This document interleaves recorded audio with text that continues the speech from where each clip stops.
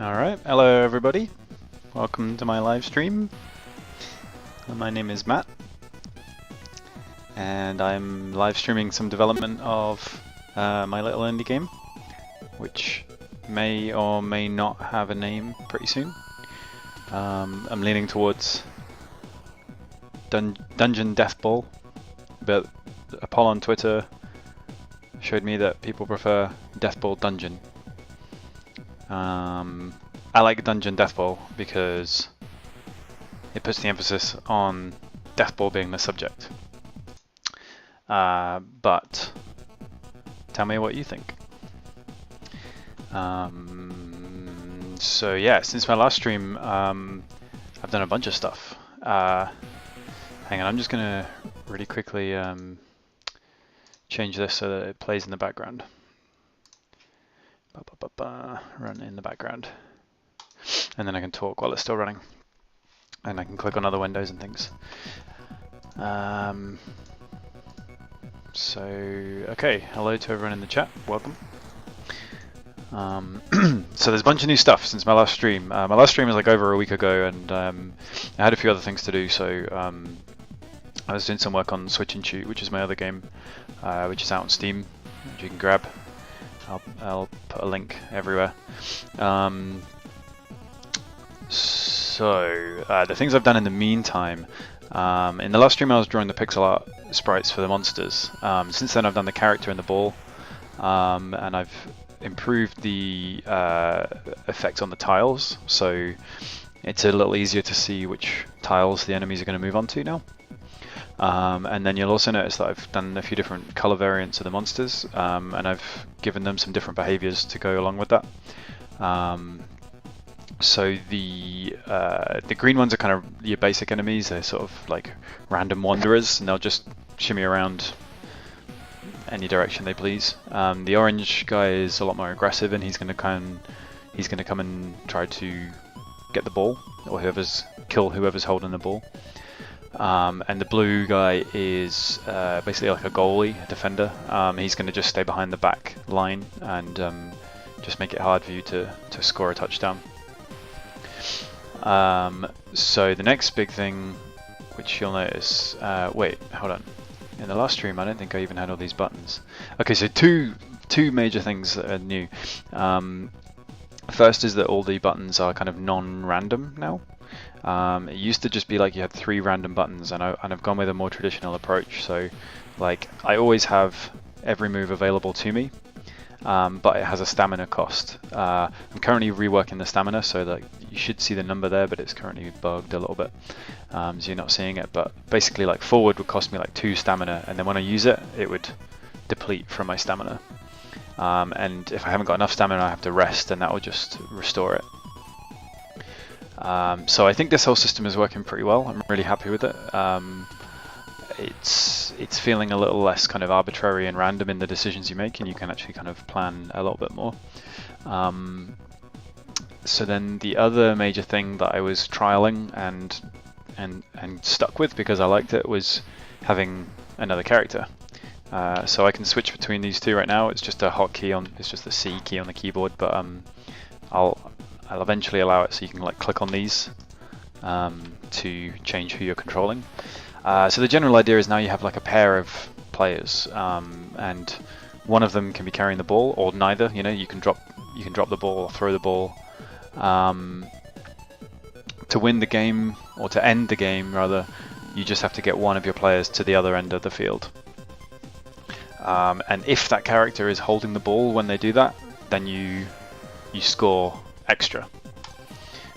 So your characters can kind of die along the way, and that's okay.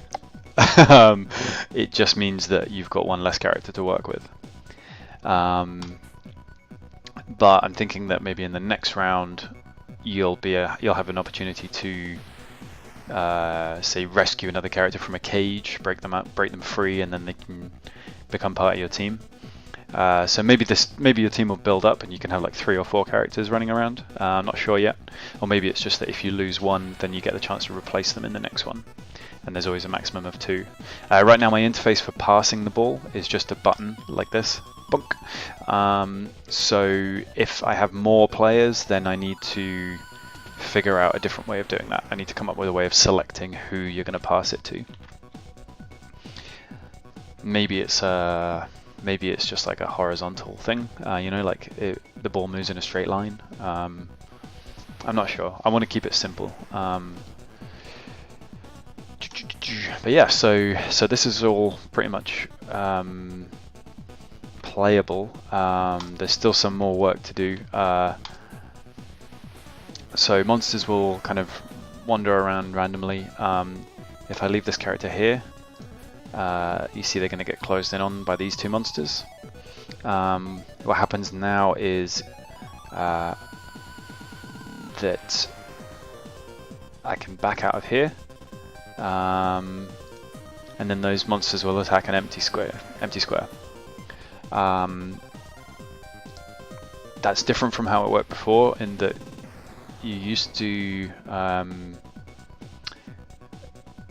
the monsters used to kind of basically be intending to move in that direction, and if there was nothing in the way, they would move, and if there was something in the way, they would attack it. And that's now a little bit different, because I wanted a opportunity for, say, someone to be able to push this monster here onto this tile and have them still do their attack and attack this monster and kill it. This was like a big design problem that I was trying to figure out, and I still don't think I've cracked it, but I'm just going to keep going and kind of come back to it later and wait until something hits me and just keep making progress in other areas. But generally I think I need to come up with more ways to push enemies around. So yeah, where we're at now is the stamina system doesn't really work for both characters. There's just a shared stamina, and it's not reflected in this number yet either. So that's what I'm going to do today, is I'm going to get them to each have their own stamina. I'm going to get this, if I just come out of full screen mode, I can show you that this bar is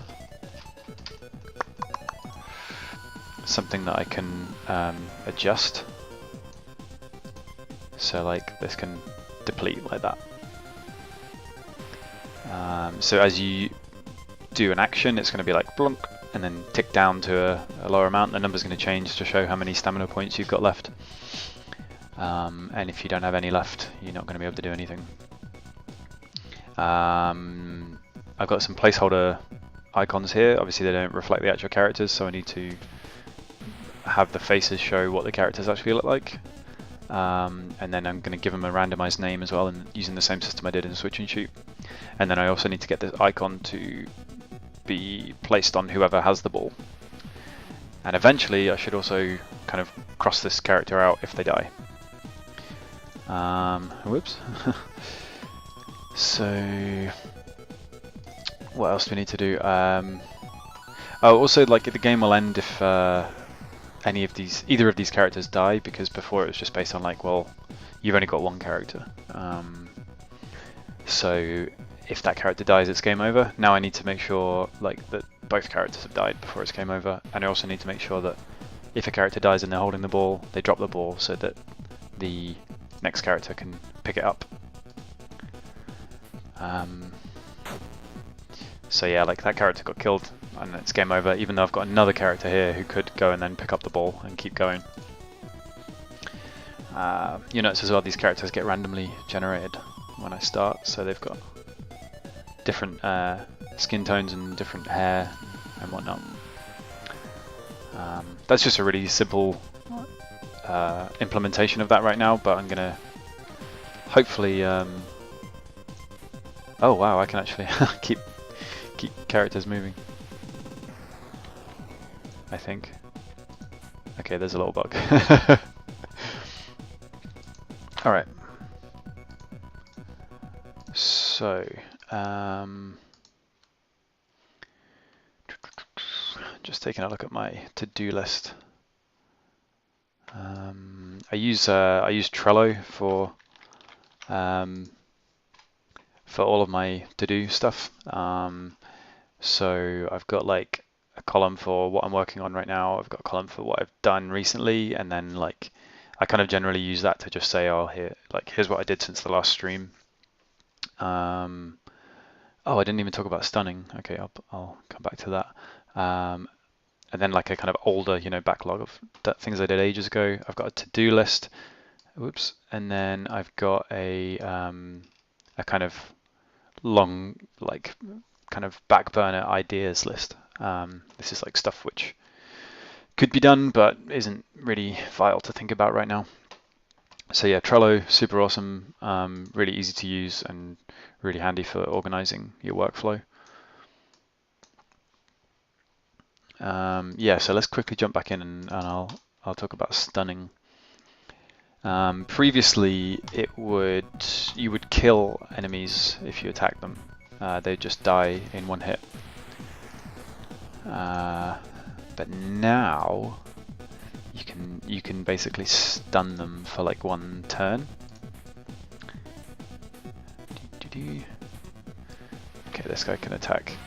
All right, so here's a great example actually. What we're going to see here is when this character attacks this monster, it's going to push the monster back one tile. That monster is then going to get stunned.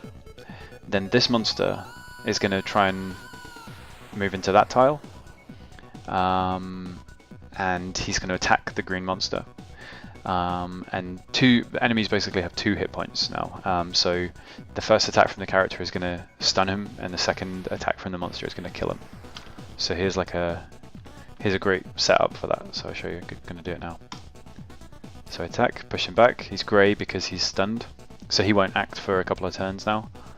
And then this character, I'm just going to get him to wait. And then here we go. Monster kills the other monster. So that's like that was a really good example. It just so happened to be set up in the right way, that showing how you can use the monsters to kill each other, and you can get these kind of chain reactions of hits happening and like wipe out monsters in single turns.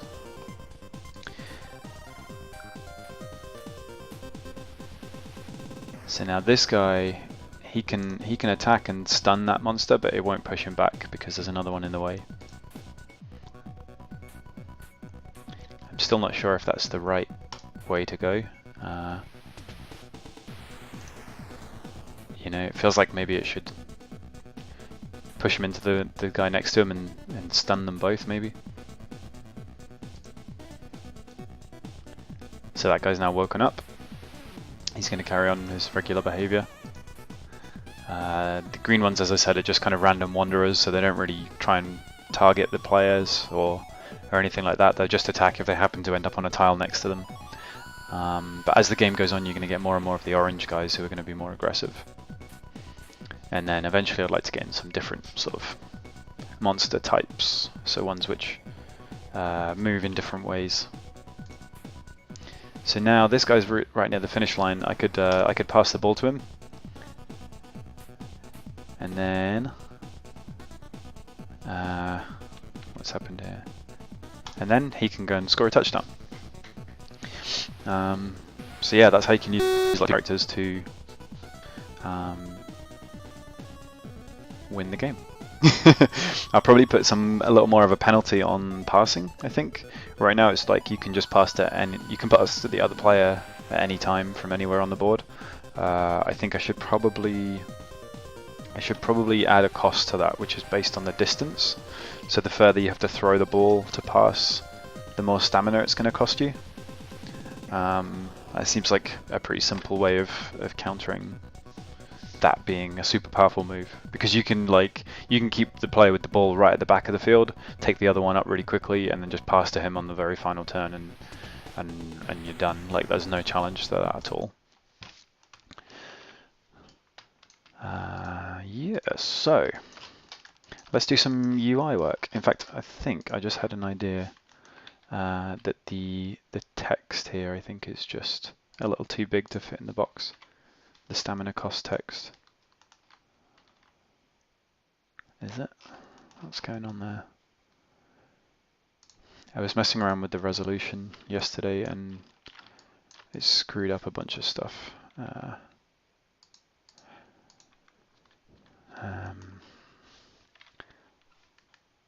Oh, I see what's going on here. There we go. There's my stamina text.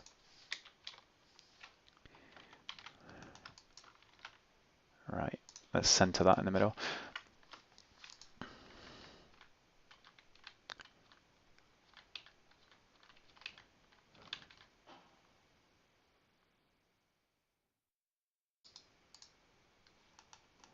Okay.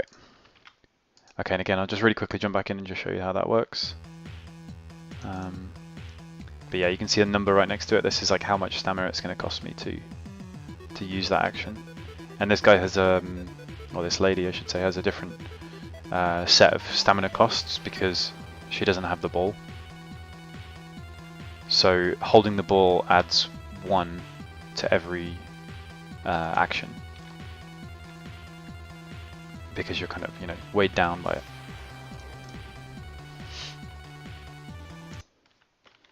All right.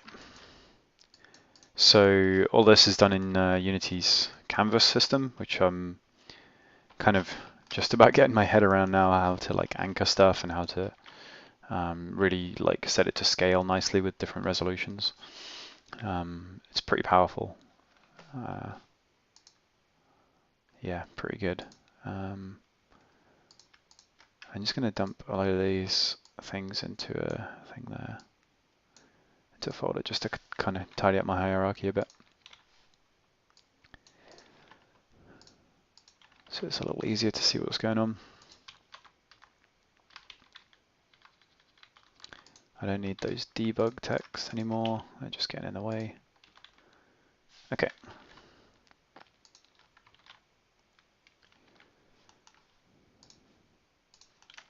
So my old stamina thing just looked like that. I'm not using that anymore.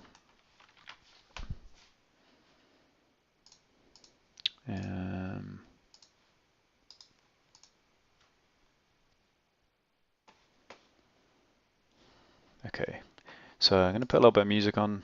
It's just the Twitch music library free chiptune playlist. So let me know if it's too loud or if it's annoying.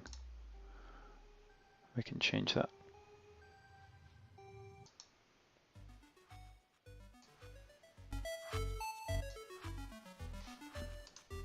Just it's nice to have in the background.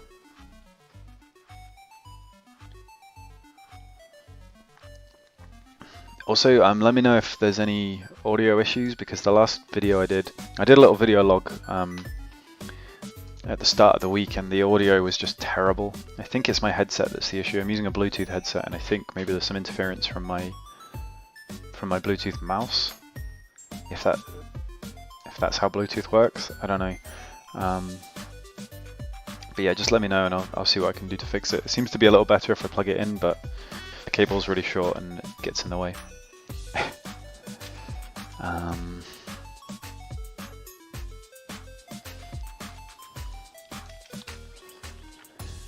Okay, where are we at?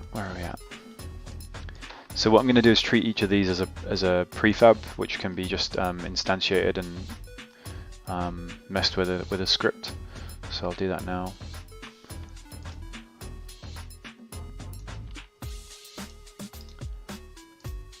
Let's create a player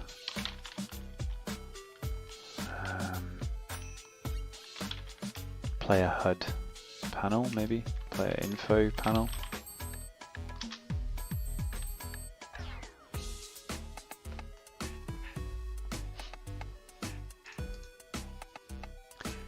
Delete all that junk.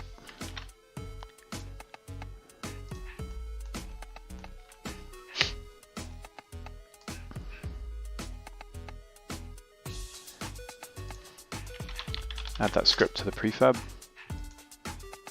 Oh, that reminds me, I just saw a video of Unity's new nested prefab system that's coming, and that looks pretty good. I'm excited about this. They have a way of like working on prefabs in isolation, so like you just it kind of masks out everything else in the scene view, and you can just work on that one prefab without having to like drag and drop an instance into the scene and then start messing with that. And yeah, you can do nested prefabs, and you can do like prefab variants as well, which seems really powerful.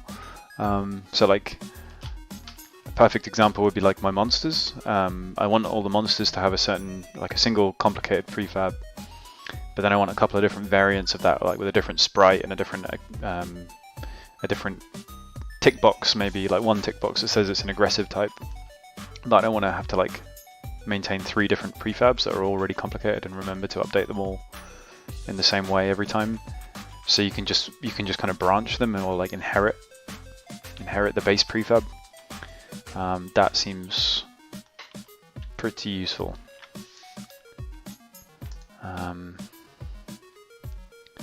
Yeah, let's just name these. Keep them nice and organized. So this player info panel is going to want to know a few different things. It's going to want to know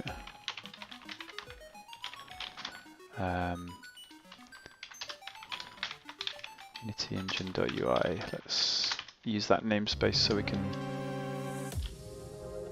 sorry, that music was a little louder than the other track.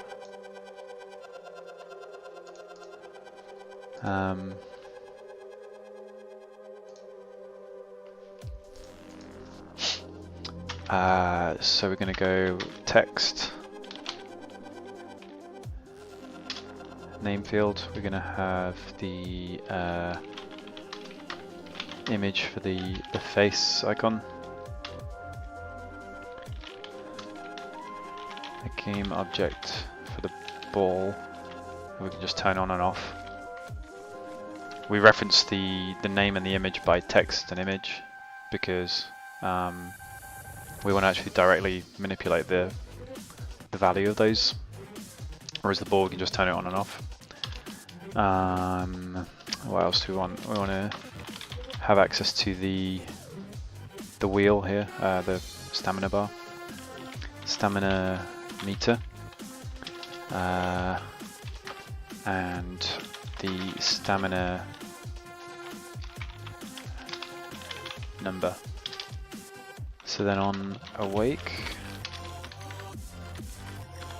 we're going to go name.text equals player. Let's just say test. I'll output test.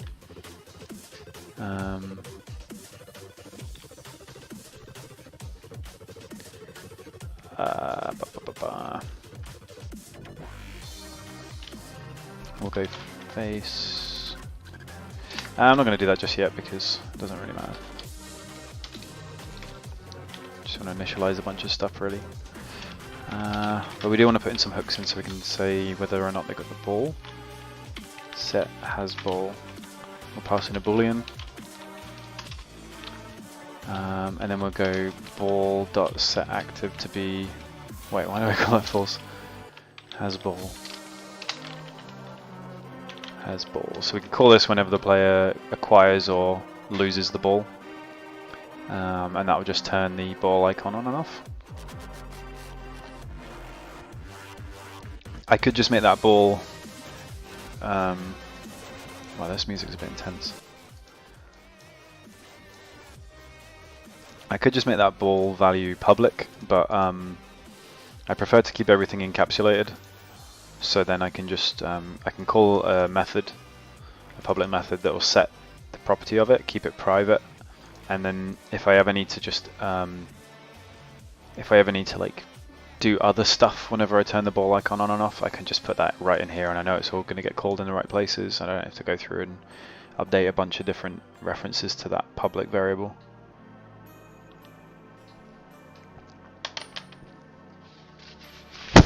Okay.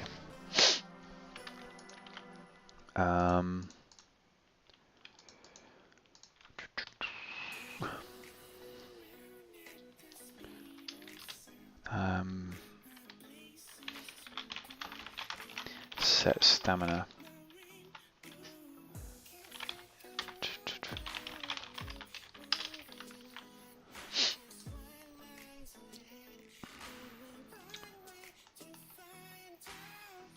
What I'm actually going to do here is I'm going to steal some script that I wrote for another project.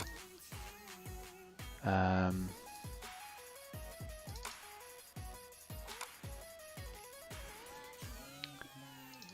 health bar script I wrote. I think this has everything I need. It would basically scroll things down and show the difference in the meantime. I'll show you what I mean in a sec. Well, let's just get this working.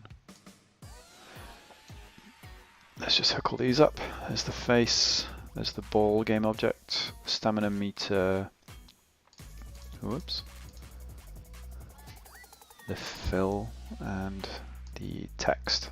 Oops.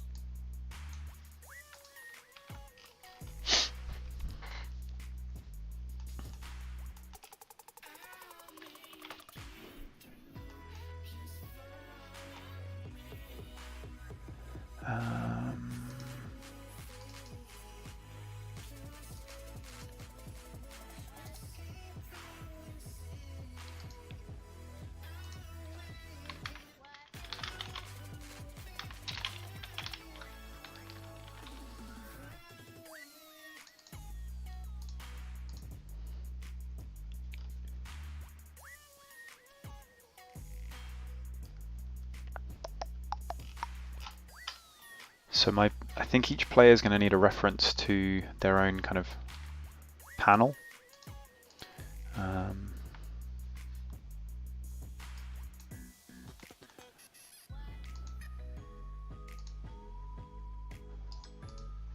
that should be active there. But yeah, let's get my health bar working. My health bar script pushed in. So what did I do with this? This was for the cop ball game that I made, which I'll bring up really quick just to show you because it's pretty cool looking. I made an itch page for it with a placeholder name and everything. Atomic Cop, I was calling it.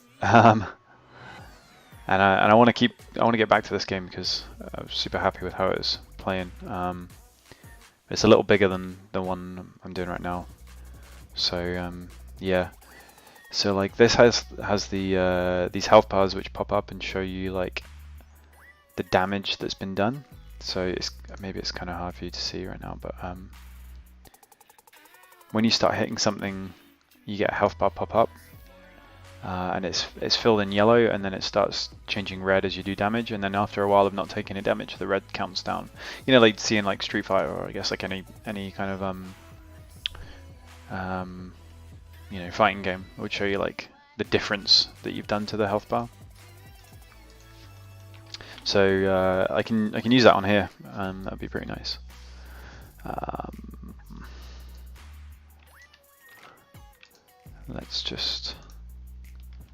Let's just copy it in and see what breaks.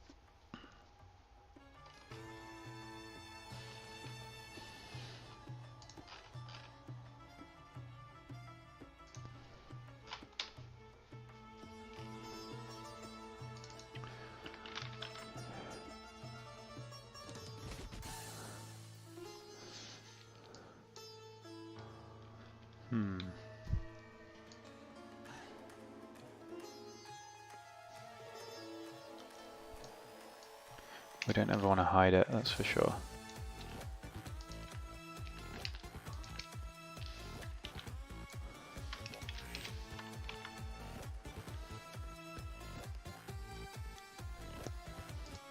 Oh, that's right. I need another fill object.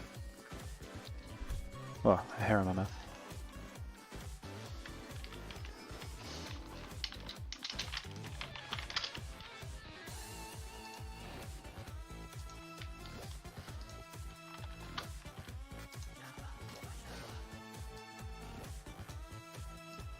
let's just pull it in the foreground. I'm going to quickly load up a sprite and just grab the color values because I've been using this color palette, which is just really nice, and it'd be nice to get everything,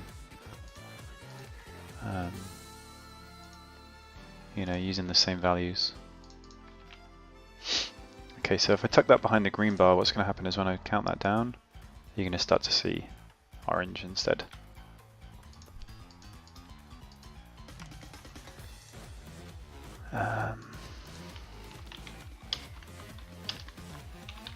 Let's call that stamina fill and stamina difference.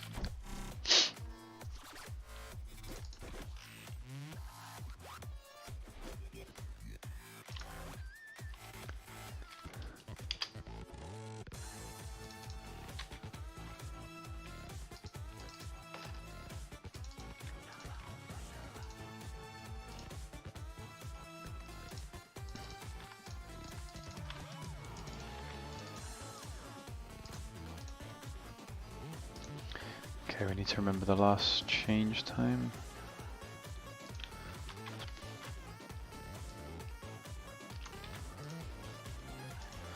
Just copy all these values in. Known health value.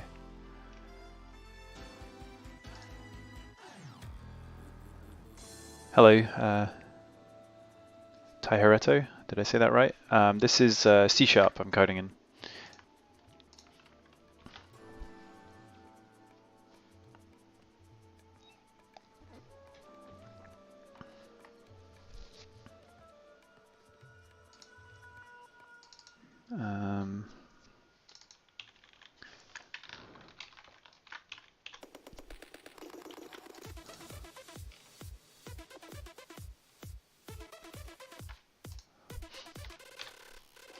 So right now I'm ripping a load of old code into my new game. It's code I wrote, so I'm not stealing anything. Alright,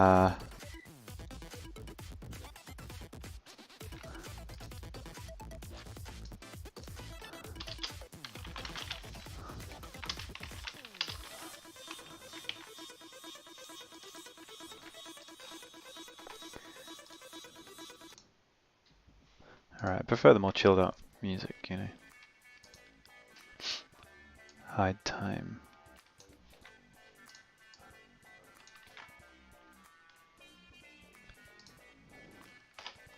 We need to make that known health value. What exactly does that do?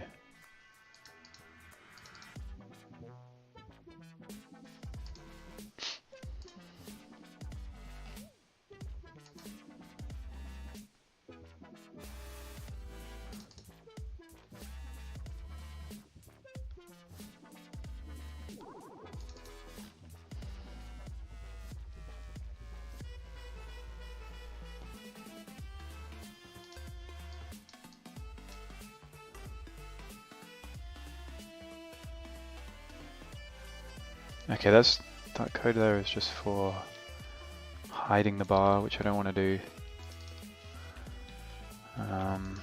Because it doesn't. So in my other game, the health bars would pop up when they took damage, and then they'd hide after a couple of seconds, which I'm not going to do in this game. I just have no idea what known health value is.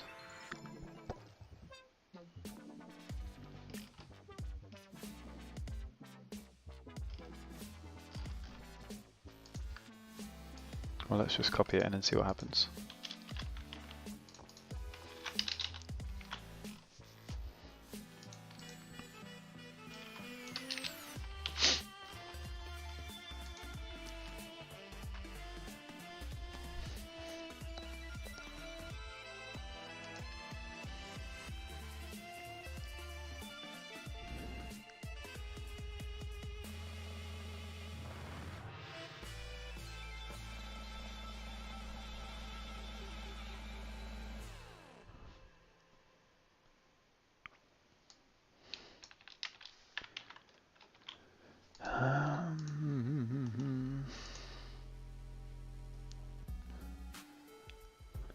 Probably should have just started writing this again from scratch. The fill is that, and the fill difference is that. Apply. I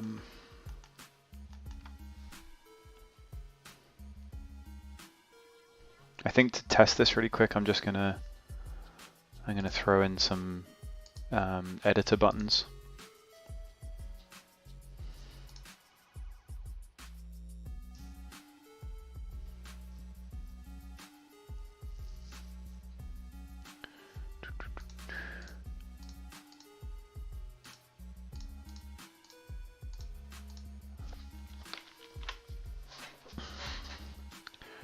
So to do that, how did I do that?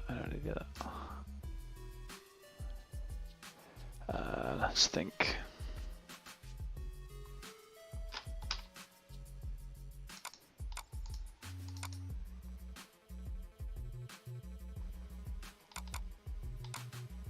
I can go to switch and shoot, and I've got some in there. Scripts, gameplay, game management, game manager. Right, I'll chuck this in. I'm just gonna add like some kind of debug buttons to the UI.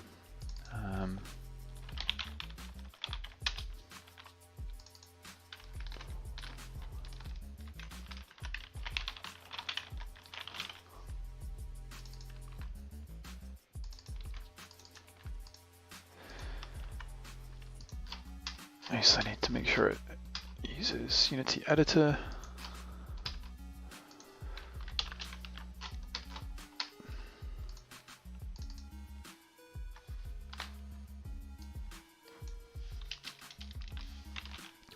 Kill all this.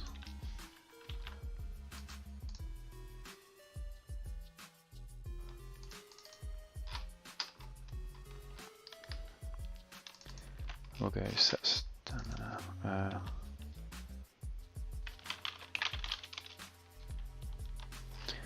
If I don't even know what the stamina is at this point.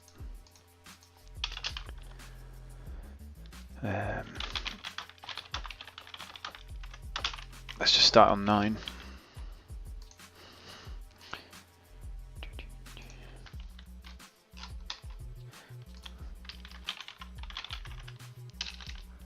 Okay, so we're going to add a little button here, which will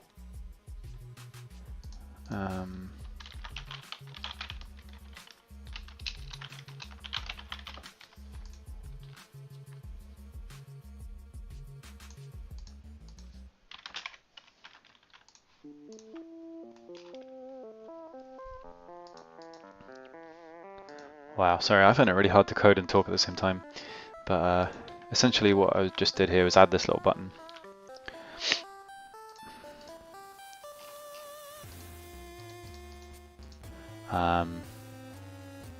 Oh, it still says debug stuck in. I'm going to say subtract stamina. Let's make it nice and big as well.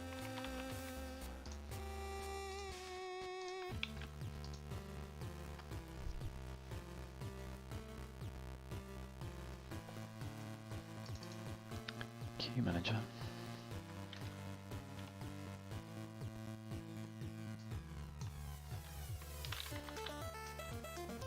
Oh, there's some debug stuff I deleted earlier.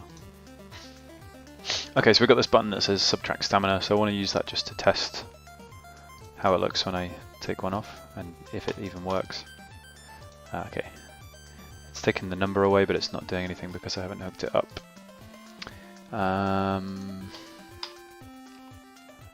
Set stamina.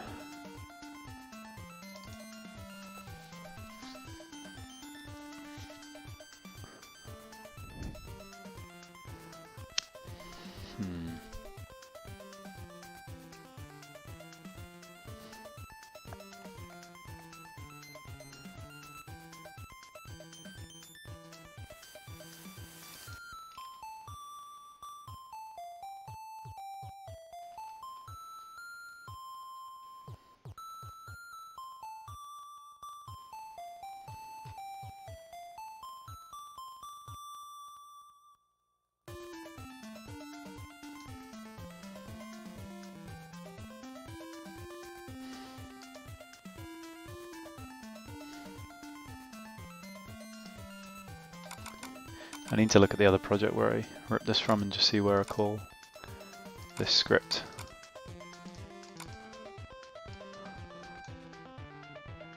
Player health. Oh, that's actually...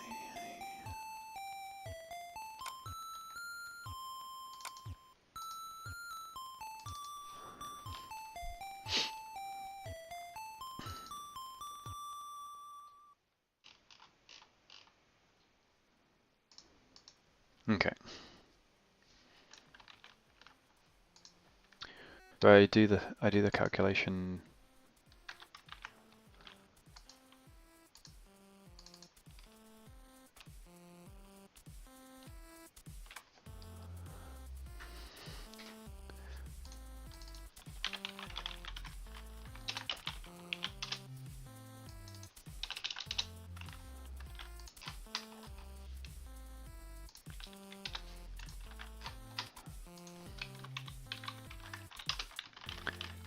Okay, a lot of this is a hack. Just want to get the gauge working.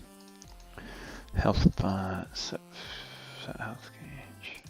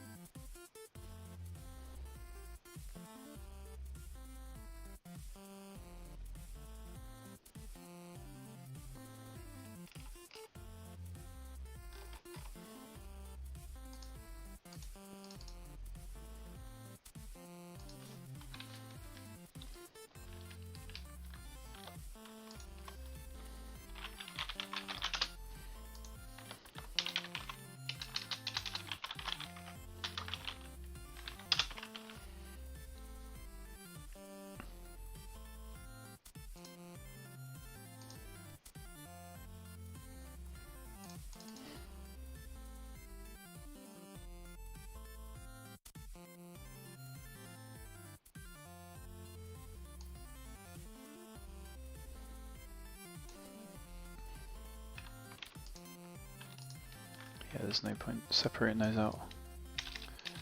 One just kills the other.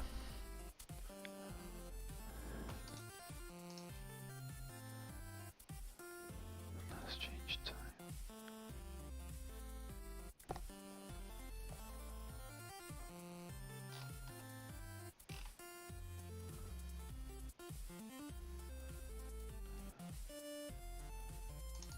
No.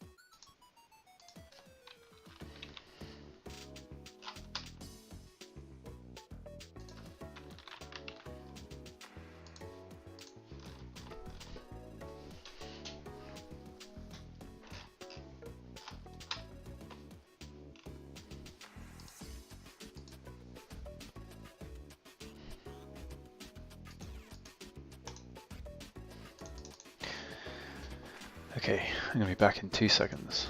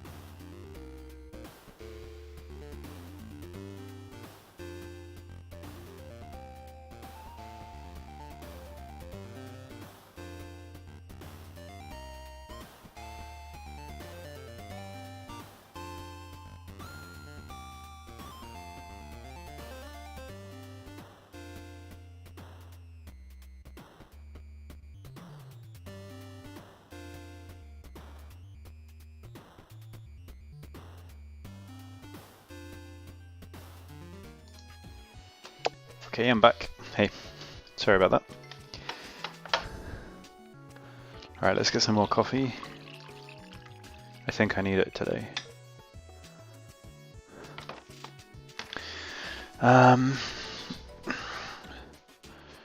So this stamina bar, this stamina bar, huh? Let's get rid of that. Don't save, don't care about this. Ace Sprite, I do care about Ace Sprite. Ace Sprite is ace. Best pixel art tool I've found so far.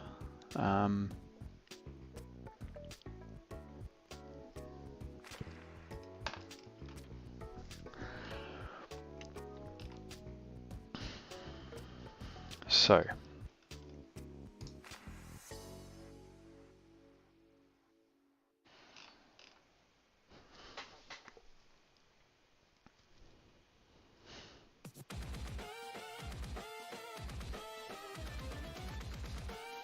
Okay, no, sorry. I need something more chilled out music than that when I'm coding.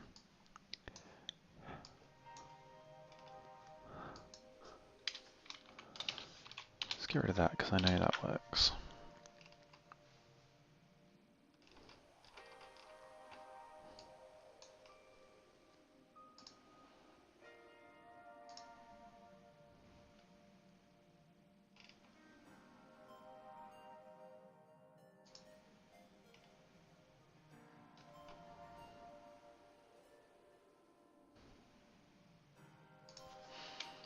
Okay, so let's just debug what's going on here. So the fill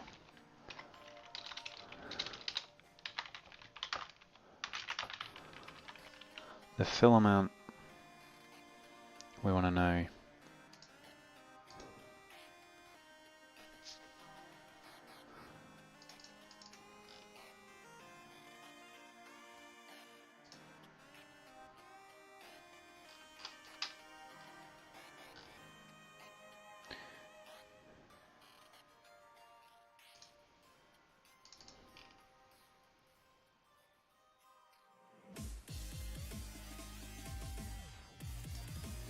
Okay.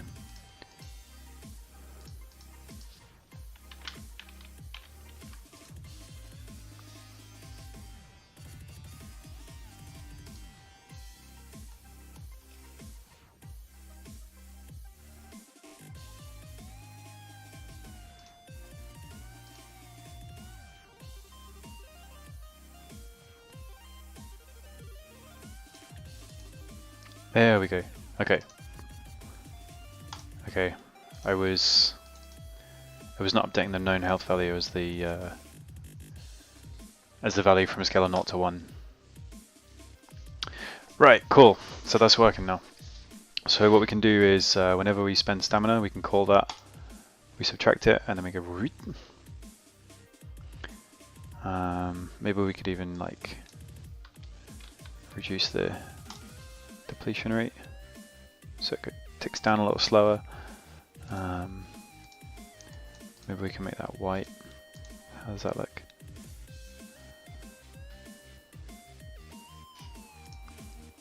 What's another color value?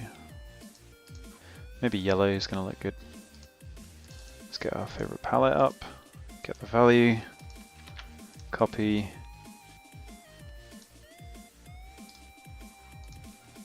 paste it into there.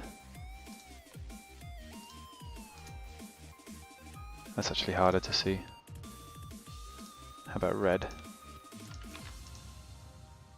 My worry is that it's going to look a little bit like damage, although kind of could be in a way. Alright, let's stick that on the actual prefab. I think that's better than orange anyway. Let's keep moving forwards. And that was 0.25. I think we can go with 0.2. Okay.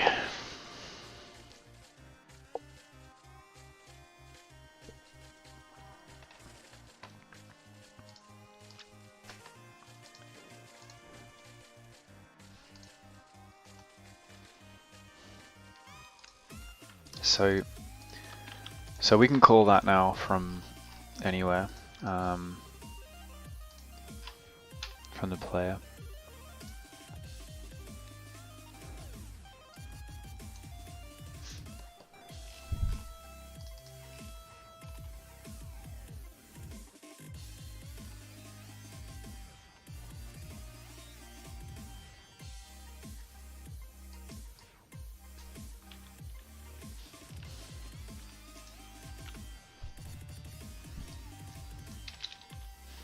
We don't actually need to keep a record of the stamina because it's only just going to be called when it changes.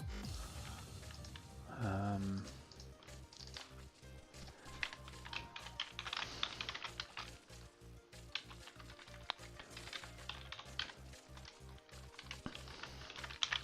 going to make this a manual start, so we can call this from the player when the player gets initialized, rather than just have it do its thing on start. We're going to want to know the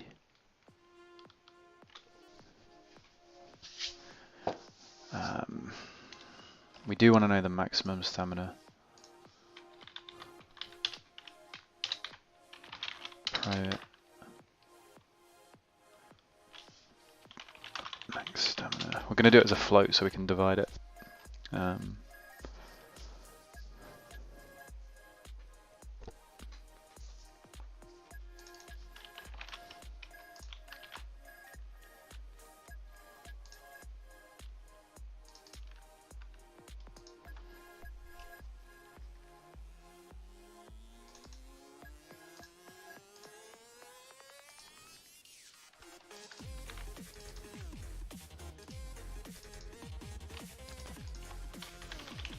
Let's just simplify this a little. Don't need to declare a new fill amount.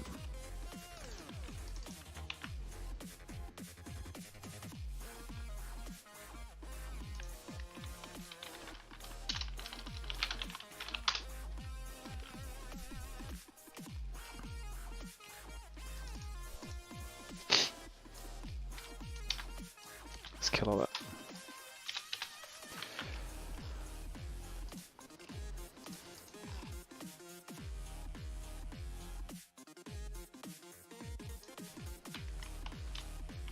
Oh, we probably want to call that player name, not name. Player face ball icon.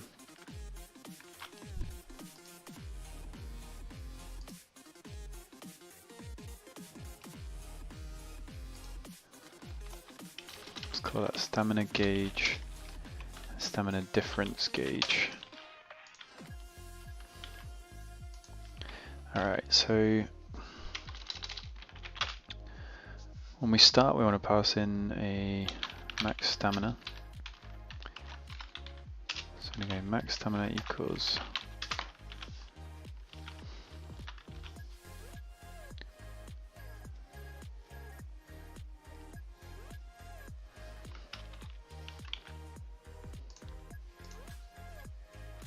so we get that initialized by a player.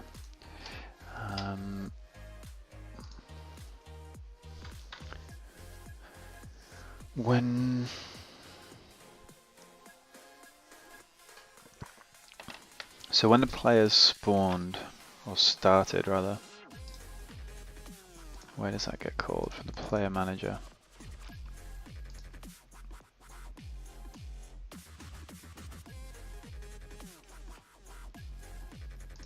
Each player gets set up.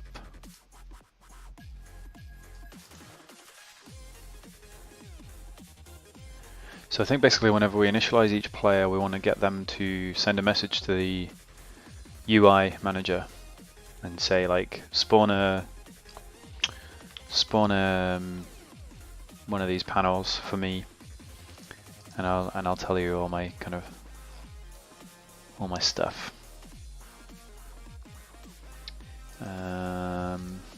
So the UI manager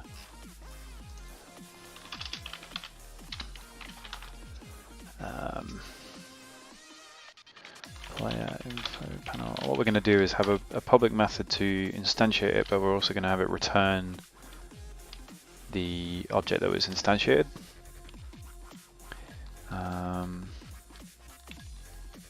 Create player info panel.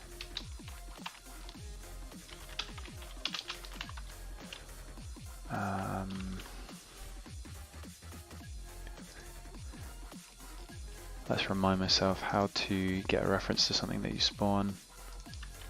I'm sure I do it on the enemy thing. Yeah, there we go.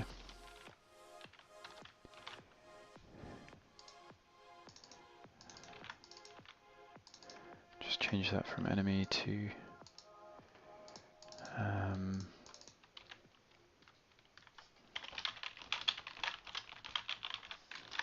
wanna serialize player info panel prefab player info panel, so we can drop in the prefab into the inspector.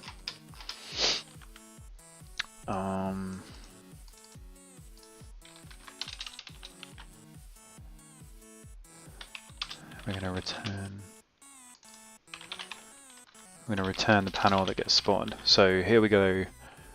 When we call this method, we're going to create a new variable or a reference to a panel that gets instantiated. We'll set the position in a second, and then we're going to return the panel that was created. So then on the player, we're going to go UI manager.instance, which is a static reference, and then we're going to go create player info panel. But we also want to store a reference to that. Player info panel.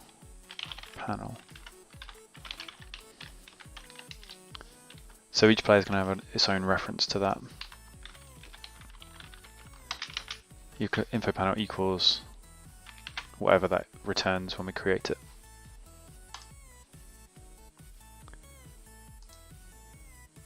So on my canvas, that's where my UI manager sits. Oh, I didn't set the spawn position.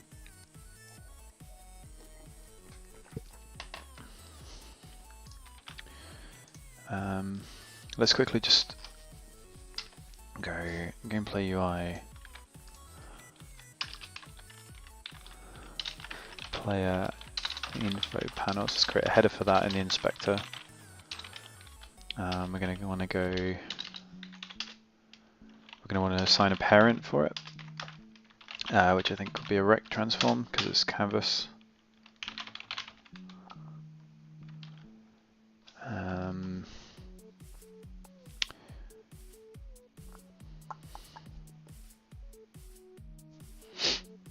We're going to want to also set the height difference between each one, so every time we instantiate one it can go lower down the list.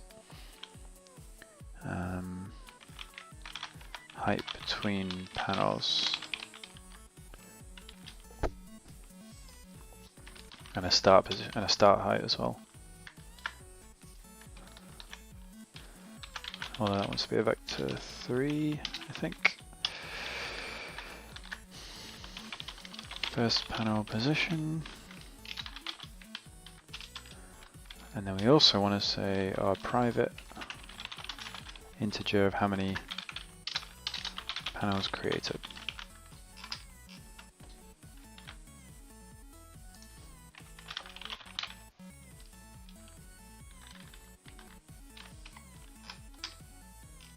What did I call it? It wants to be info panel parent.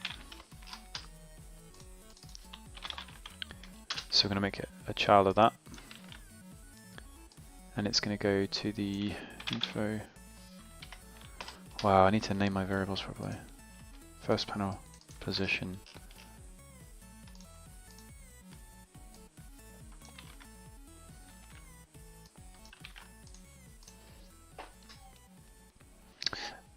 I don't think I've ever actually spawned stuff in the canvas like this before. So we'll see how that goes.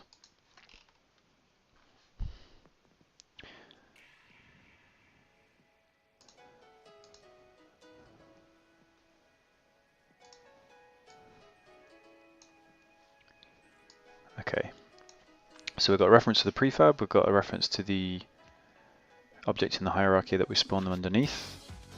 We want to know where to spawn them. That's going to go, that's there. What's the difference between them?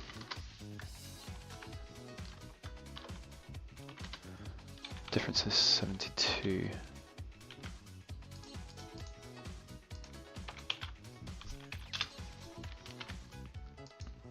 Okay, so that's just a bunch of variables we need to spawn these in the right places, I guess. Let's just really quickly see if that works. If it does spawn any.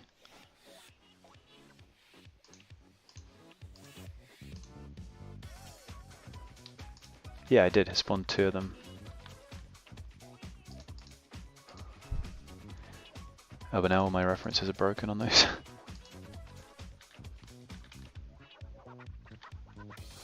Because I renamed all the variables. Okay. Shouldn't have really done that. Face icon, the ball icon, the stamina fill, the stamina difference. Okay.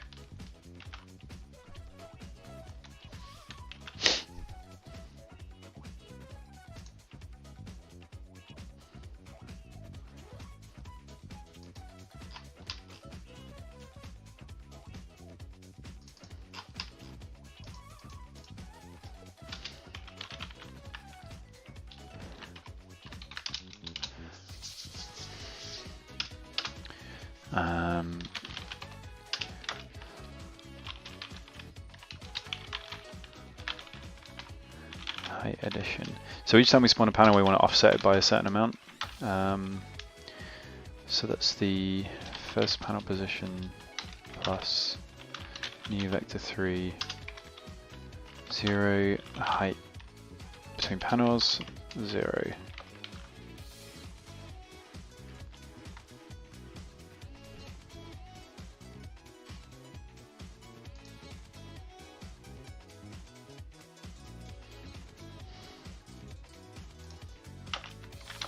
Times panels created.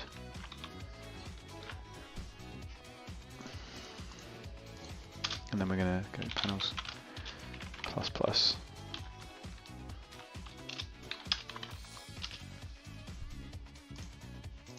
So each time it does it, it's going to add 1. Is that right?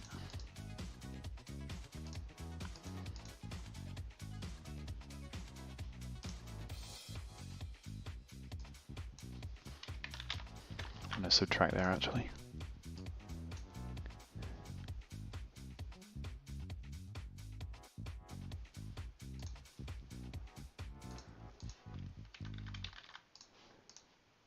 Oh.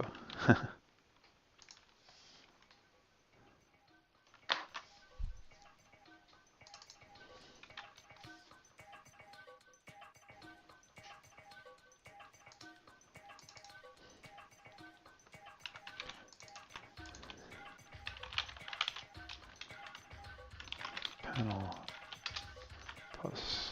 Okay, yeah. So we were setting them. We were always setting them to the first panel position. That's why I didn't change it.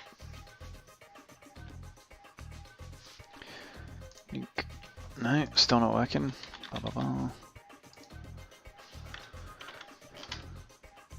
It knows it made 2 panels.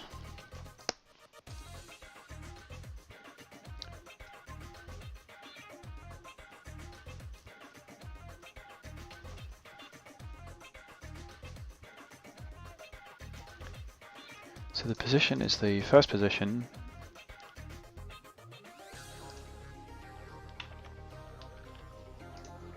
Minus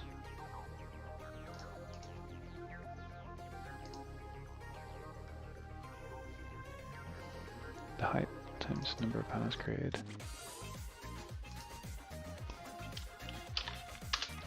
Let's debug it.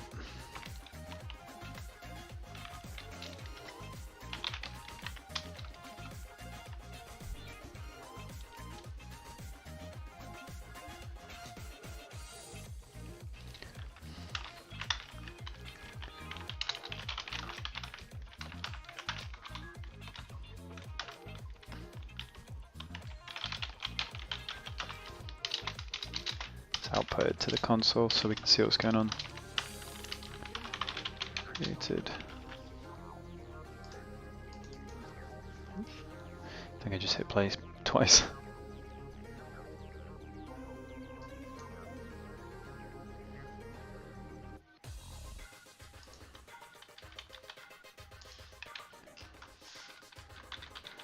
So it's giving me the right positions in here, but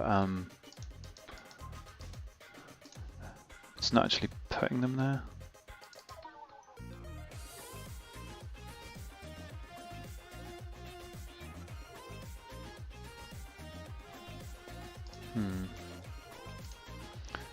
Does it even work with a canvas object? Do we need to override it?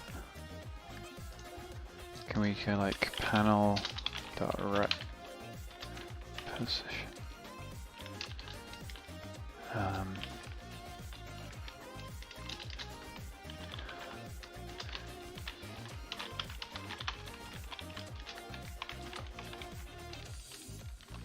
Anchored.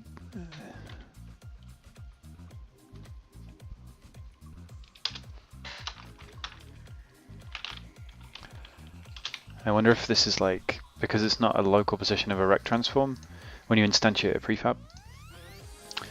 I wonder if it just ignores that, so whether we need to actually manually override it. Okay, that seems to kind of work.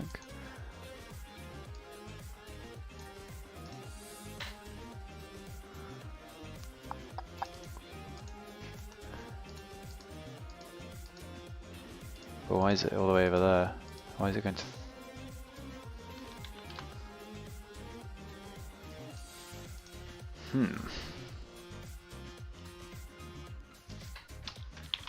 Is it anchored position we want?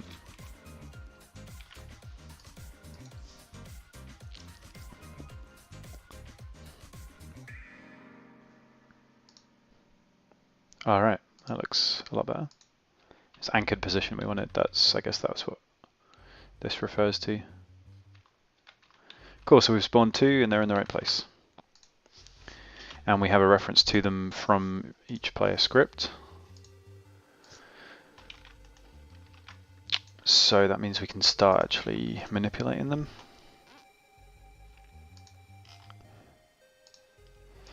Let's just comment that really quick so I don't forget what it's doing. Spawn a player info panel. Keep track of how many we spawned. And spawn each subsequent one lower down on the screen.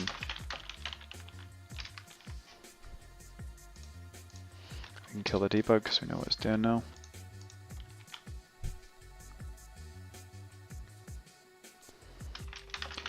We have to manually override this using anchored position instead of the regular transform.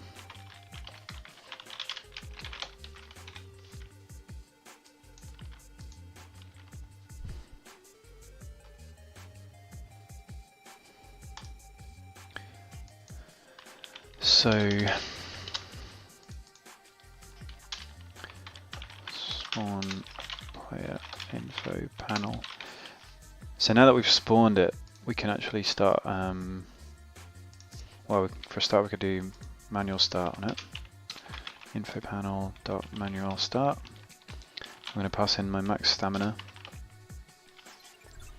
And let's just try testing a name.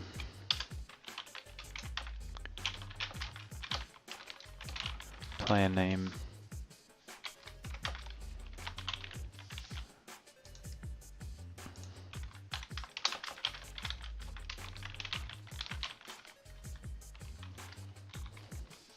So that way we can just give them a different name, we can know that they're doing their own thing. So pass the player name in when we call that.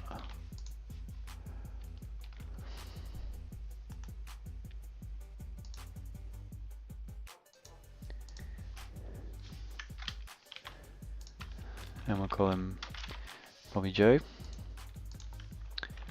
and Bobby Joe.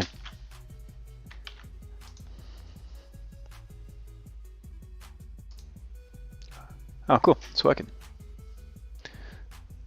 Although, look at that. They're going in a different order. Maybe I'll just rename those.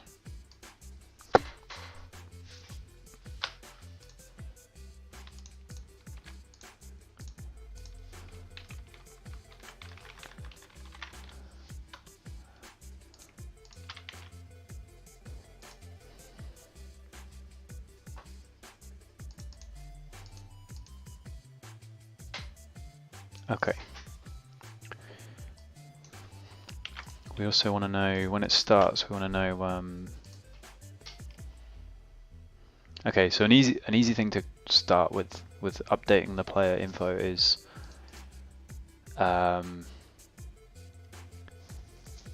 whether or not they've got the ball. And we know that on the player from the start. Set has ball.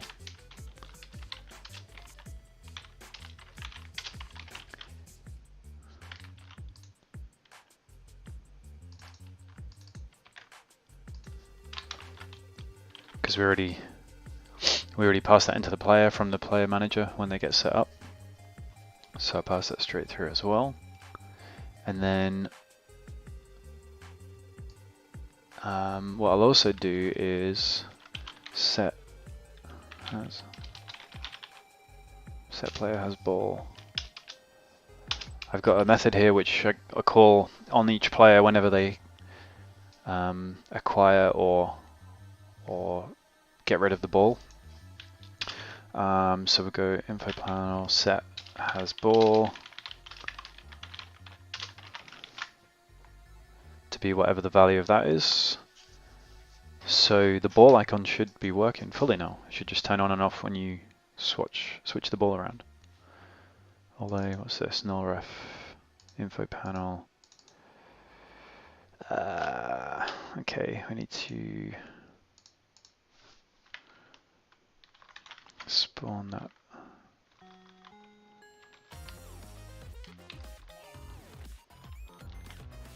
We need to spawn that before we start the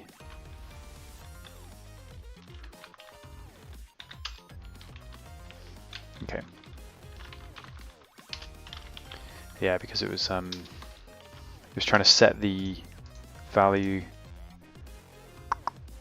It's trying to set the value on the info panel before we didn't spawn the info panel there. Cool. So all right. The first player has the ball, the other one doesn't. When I pass it, dunk, perfect. Pass back, perfect. All right.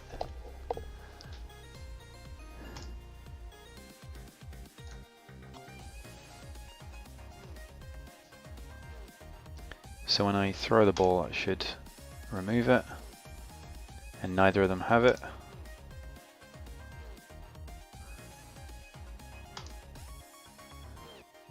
Oh, another small change that I made the other day was that you could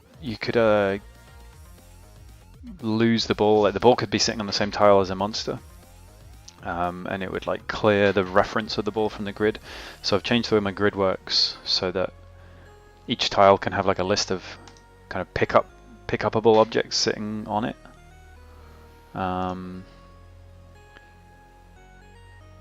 And the ball is one of them. Oh crap! I'm not gonna be able to get the ball back now. So that like a character and a ball can sit on the grid simultaneously, and it all just works. I'm out of stamina.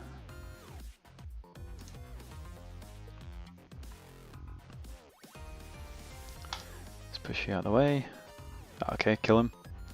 2 HP. I should probably show the enemy HP. Okay, and I pick the ball up and it appears again here. Cool, perfect.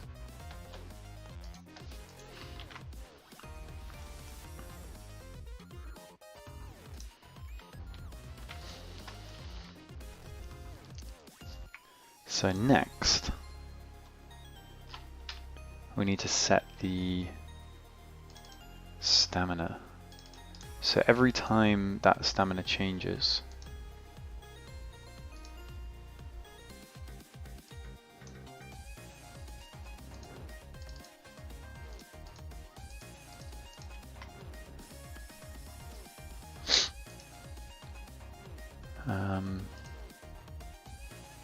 UI manager set stamina text.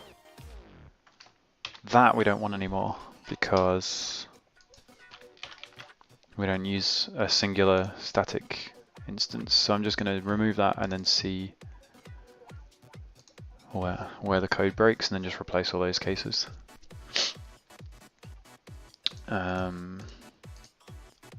So we want that to be info panel.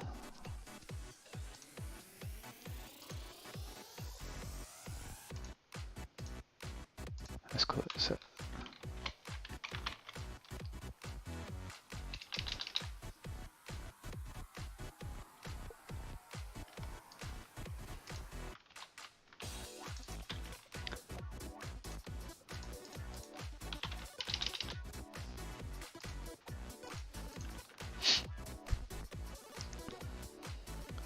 And what do we set up? Just we want the flight.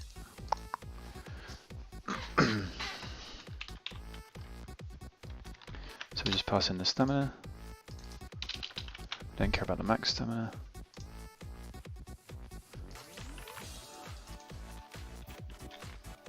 Because we already set that.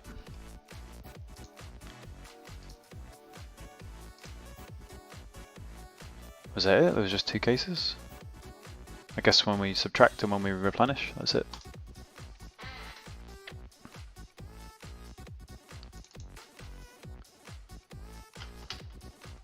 Oh, and then again we tried to replenish before we've instantiated the info panel.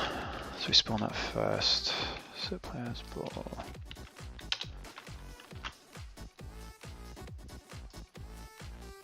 Yeah, so we set up everything. First we spawn the panel, then we set up all the values, and then we call manual start on the panel. Alright, that works. Wow, okay.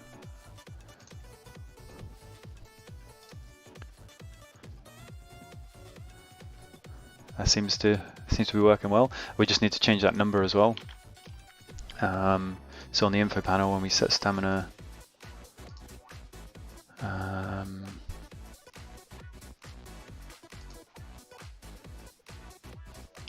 stamina number equals stamina.toString.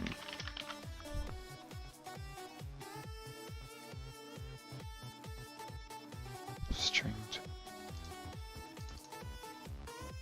I need to .text, the text value of the text object. Hey, Lone Wolf, welcome to the stream. Infinity stamina. That's not good. Oh, that's because it's the float value. Let's see.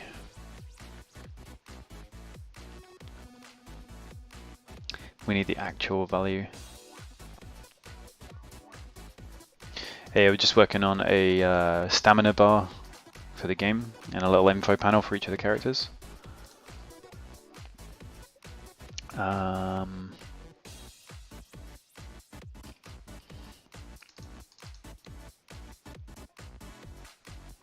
my stamina is what? It's an integer.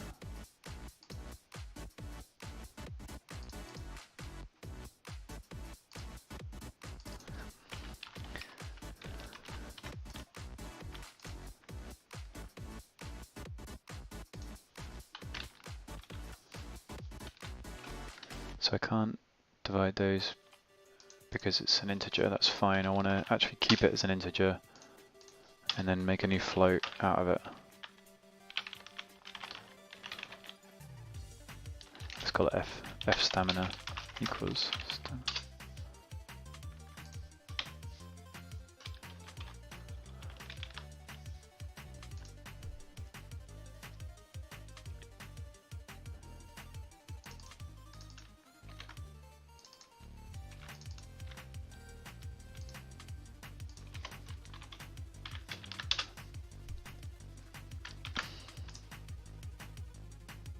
Hey, is it a mobile game? Yeah, I guess so. Like I'm working on it on PC and mobile concurrently. So, like, I'm kind of I'm trying to not restrict myself to one platform. Sometimes I find that certain mechanics and features will work better in different platforms, and I'll be able to just like keep my options open. But like right now, I do have an Android build working. I'm probably going to release on both. I'm going to get an itch.io version out first, which I have PC and Android, and then later on, depending on how it goes, I'll maybe hit Steam or maybe Google Play Store. Same as I did with my last game, Switch and Shoot.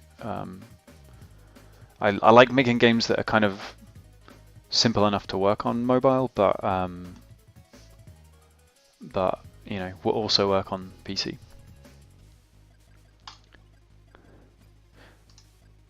Okay, that seems to be working.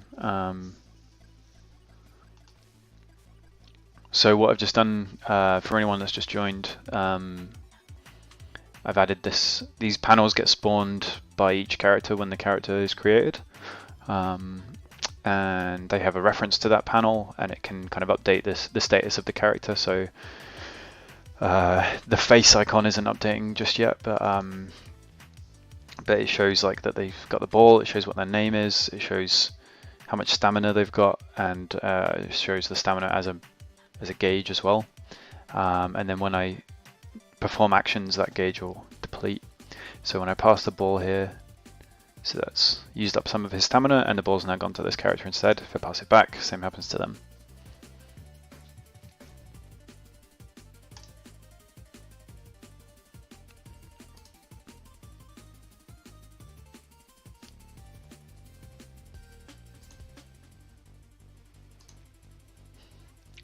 Now I'm not entirely sure whether these stamina bars actually work right. So like,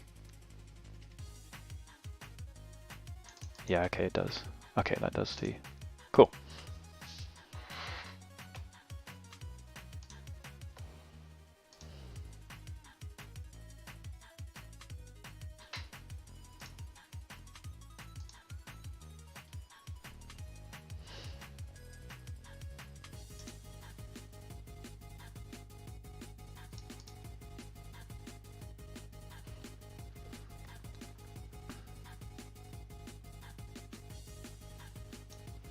I'm just trying to like wear down the stamina right now. Just see what happens, just testing the system really.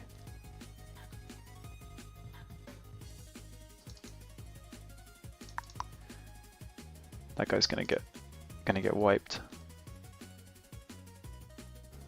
That means it's game over. So that's the next thing, well, something we need to do is make it so it doesn't go to game over when one character dies. Only when both characters die.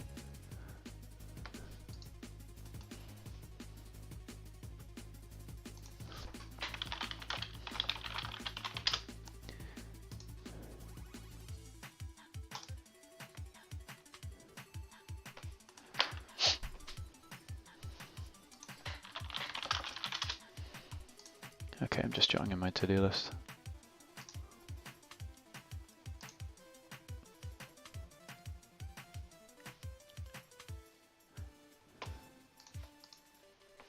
It seems as well that if I pass the ball to the other character, does it update the stamina costs? Oh, we've got a little animation error there. So I'm currently controlling this guy. He's got 8, and that goes to 6. Ah, no. It does seem to be working right. I thought it was calculating the stamina costs wrong. Keep him rested. So I think the stamina was a good call to add. That gives me a lot of options with kind of penalties and bonuses and things I can add. So what I'm thinking is that like I could have sort of like sticky tiles where like if you're standing on that tile you get an extra stamina cost added. So for example, like if enemies can like spit gloop or something, and when you're standing on it it's like sticky and you get bogged down, it's going to cost you more stamina to get off that tile. So that's like a really easy way I can kind of hook, I can hook like a numerical variation into the game without any real like development penalty. Hey, Factory is asking how do you put pixel art sprites in a 3D world? Are they sprite objects or meshes? And the same for the environment. The characters are sprites, so they just let's come out of full screen mode. They are literally just where are I? They're regular sprite renderer components, like you would add in a 2D game. They're just positioned in a 3D world, and then what I've got is a little script which a billboard script, so that forces them to always be facing the camera. So your sprite is normally, in a 2D game, your camera is always like orthographic, face on, but in a 3D game obviously it can like move up and down and round, and so you start noticing that the character is flat. So what this script does is as the camera moves, the sprite will rotate to face it at all times, so you always see it from front on. That's called billboarding. It's an old technique, is used in like early 3D games a lot. So it's a way of getting 2D objects to not look quite as flat in a 3D world. So yeah, that's all my characters use that. This is just placeholder right now. These are just quads, or just a really simple mesh, an actual 3D mesh. Same for the ground. That's just like a plane. This is all like really quick placeholder that I threw in. The tiles are, let's see, I've got a quad for the ground. I think I did that just so, again, this is like a quick placeholder that I threw in, but I did that so that it wouldn't look... Why did I do that? Oh, I was using like another rendering plugin to make it look like a PlayStation 1 game, which I later disabled, so you can kind of ignore that. The hazard stripes on the ground, like these things, that's a sprite as well. That was just to get it like, I don't know, it just renders a little more sharply, and it looks a little bit more consistent with other sprites if you make it a sprite renderer. But that doesn't billboard, so you notice that the characters are all angled to face the camera up there. The floor tiles are not, because they should just look like floor tiles. So yeah, if I like bring this here, you can watch the characters rotate a little as I move. You'll see them like turn to face the camera.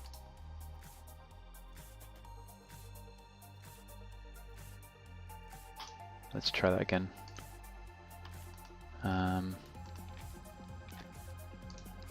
So if I just move the characters around, when the camera starts moving, then you see them all kind of like rotate a little bit. It's kind of hard to see actually, because the camera doesn't move drastically. I'll tell you what I can do. If I put it in portrait mode, I've got a different camera set up here, so it's like looking down the field, so the change is a lot more drastic. You can see them all rotating each time the camera moves. Does that make sense?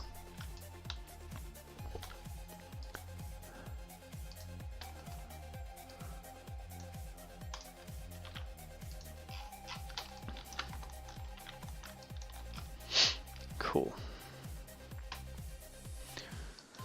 So where are we at?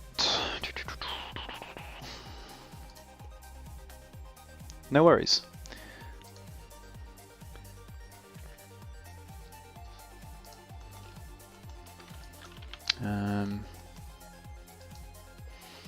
So what I'll probably do next is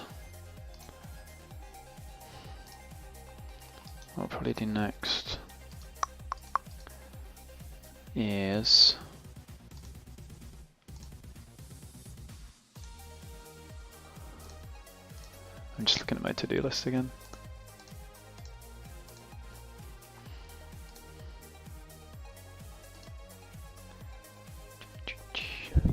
I think I'm going to next make it so that so that when a character dies, we don't get game over, because that's kind of a blocker on playing the game.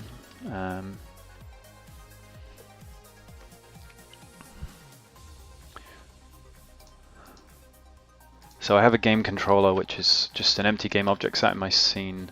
Has a ton of scripts on it, each one for like handling all the different things that can happen in the game. Yeah, game over. Factory saying using something similar to Billboard, but got my sprite ended up clipping into walls when getting too close. Yeah, I guess that does happen. It can't really happen in my game just because of the way it's set up, but I was working on another 3D game where that would definitely happen a lot. I guess it's kind of like you could billboard like the collider as well, maybe, and it would correct itself. But to be honest, I'm aiming for like such a low fidelity look that I'm not really that fussed about like things clipping through walls and stuff. It's kind of like, well, I'm going for like an old aesthetic anyway, that it's kind of permissible. Like, I know this, you know, I gotta pick my battles, right? And it's something that I would consider to be okay for my games. So it's not really something I've tried to fix. But yeah, as I was saying, so I've got like a game controller that will handle like all of the sort of global stuff in the level. So it controls like the pacing and like the turn order, and I've got a queue manager for queuing all the actions. I've got an enemy manager for like picking which enemy is going to do what next. So my game controller is what needs to be notified when a character dies. And so if whenever any actor dies, an actor is just like a thing that can do something in the game, you know, an interactive thing. If it was a player, I call player died.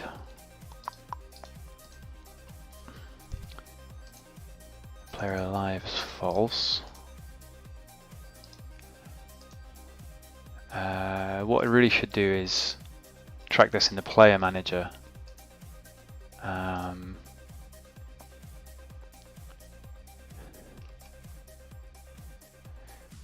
And I should be really kind of querying that about whether there are any players left alive.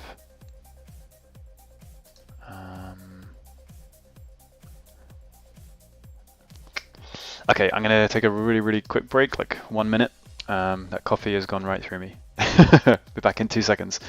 I'm just gonna put it on a pause.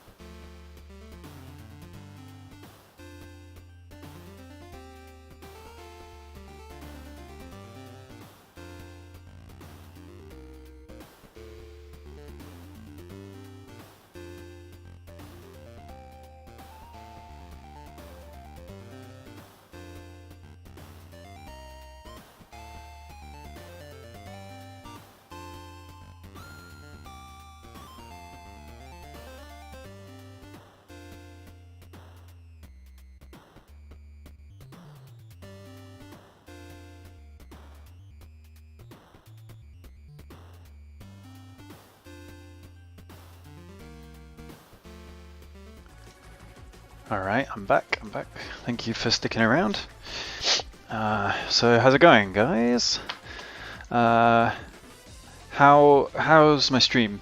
What do you think? Like, I'm pretty new to all this, and I'm still trying to figure out what's good, like what's good to show. Is it good to focus on something that's kind of more visual or more code-based? Or is it good just to see how I work, you know, if I just carry on as normal as I normally would any other time of day? Do you rather just kind of see me in my natural habitat? Do you know what I mean? Yeah, let me know what you want to see.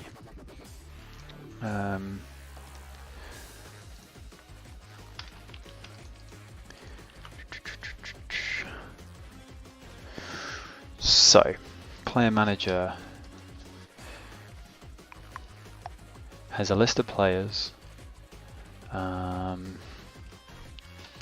We probably want to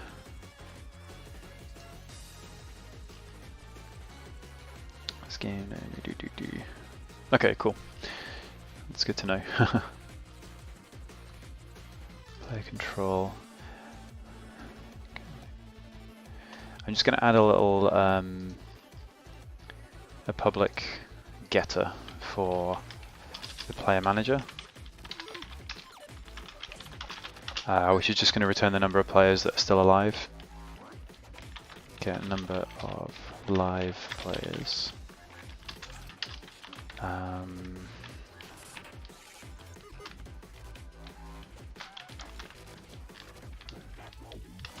Equals 0, and then I'm going to do a loop for each player in the list.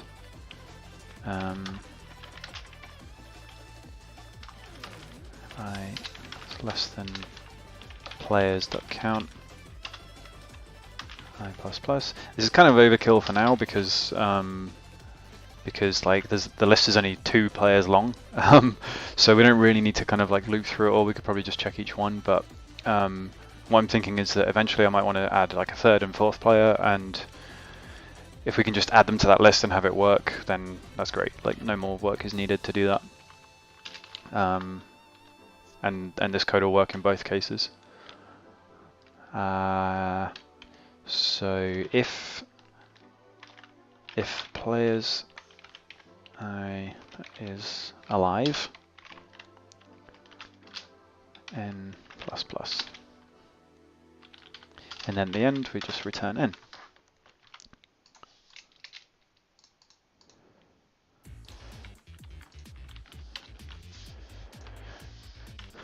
Yeah, so that just goes through the list of players. If they're alive, it increases a little counter and then returns the value of the counter at the end. Hello, the Zeppelin. Did I say that right?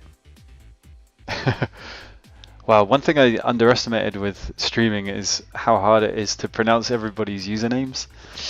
I know people struggle with mine sometimes as well, so like, you know, I can't really complain, but it's like some of them are really hard.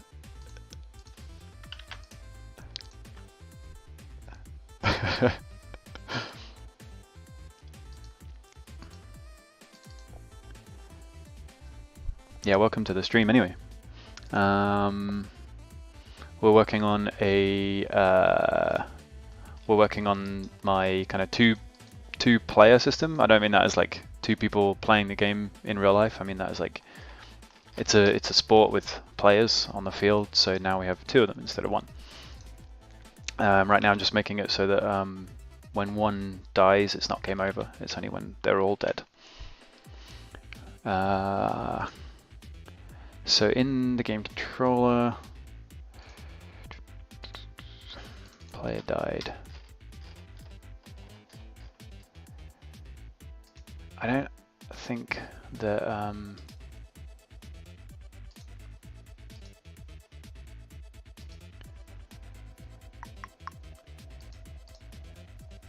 I think all that really does is just set a bool.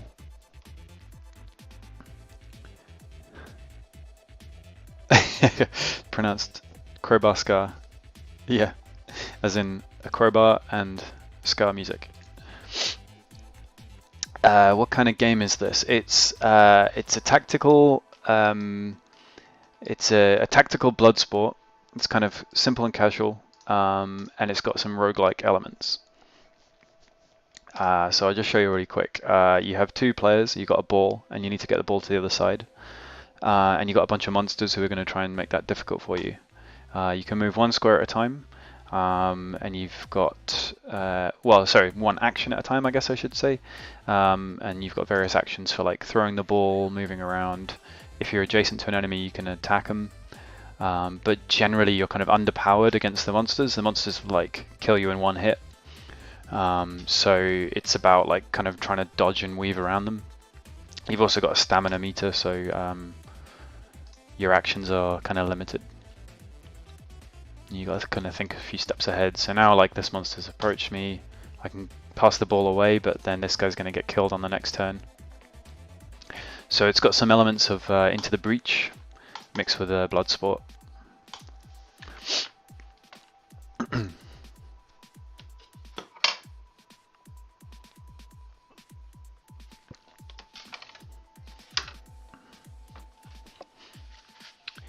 Let's see.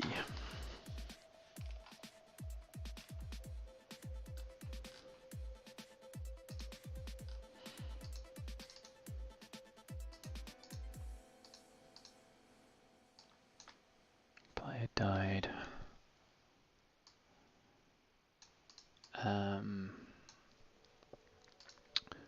Right, so let's see what actually happens when the character dies themselves, because I think that's where the source of the signal is. Actor died. So when any actor dies, even if it's an enemy, they tell the game controller. The game controller then goes, okay, an actor died. What type of actor was it? In fact, I've now got a both players will. So it's kind of, I've got some leftover code from when there was only one player character. So both players will say, "Oh, I died." The game controller will say, "Okay, the player died, so it's game over." When really it needs to say, "A player died. Are there any left? If so, keep going, and if not, then game over." So yeah, really it's just that simple hook, isn't it? I'm just wondering why I've got this player alive. Final references, queue manager, player alive. Return, player is alive.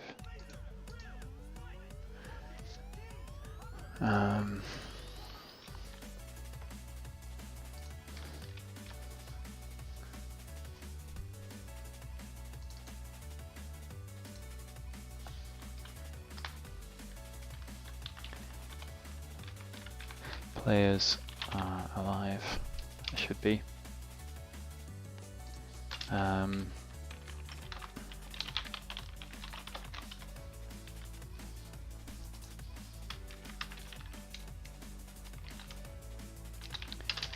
If player manager, I think I have a reference to this actually. Yeah, player manager get number of live players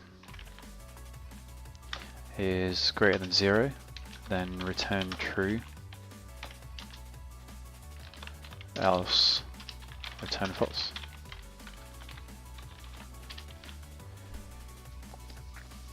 Yeah, there's just one game controller, it's like a manager. I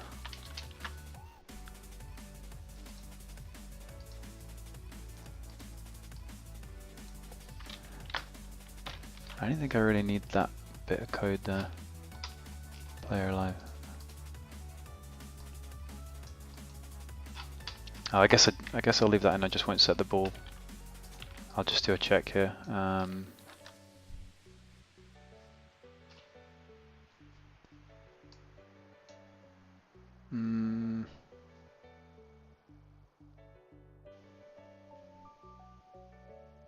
Actually, no, I don't need to do that. Yeah.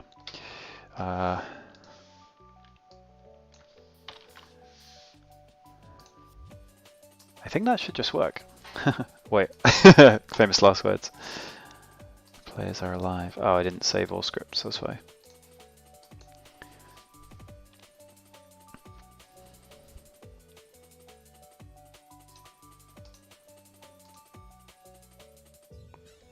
So the queue manager will be running through all the actions in the queue, and it's only when it kind of finishes an action that it will check if the player is alive still.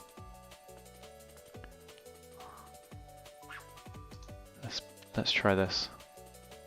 Wait there. So this character dies. Okay, we carry on.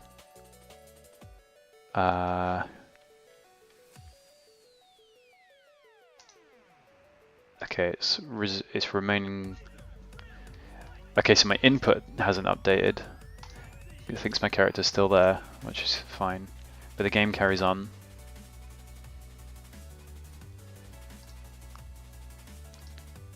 If we can get this character to die.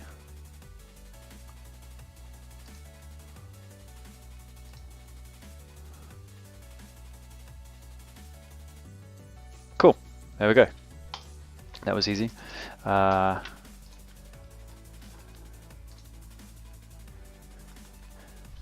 yeah, my queue manager goes whenever it finishes an action, it will look at if there's any more characters alive.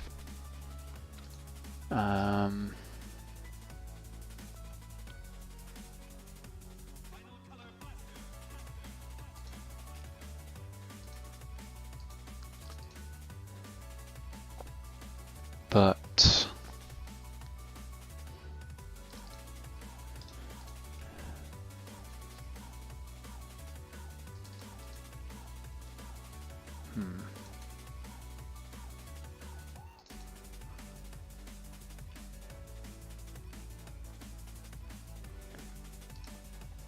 how many games have I developed so far? It's a difficult question. I've been making games for like, I don't know, like 15 years. I made a trilogy of RPG Maker games back in like the early 2000s called Legion Saga. So there was 3 that I released then. I've worked in game development for about 8 years since graduating, and I released. I worked at EA. Released Create, Harry Potter and the Deathly Hallows Part 2. I worked at Climax Studios and worked on Smart As. I then worked at Just Add Water and worked on Oddworld New and Tasty. Recently been working on Oddworld Soulstorm. Then I also released my own game Switch and Shoot a couple of years ago, which is on Steam. And I'm partway through working on a game called Luminesca. And now this, and then I've had like a bunch of other small projects that I haven't really finished, but I've certainly started a lot of games. So I don't know, like, yeah, whatever that was, over a dozen released games, I guess, or over 10 maybe, but countless projects in the works. But this one's going to be a finished one. I'm like, okay, so I'm full-time indie now.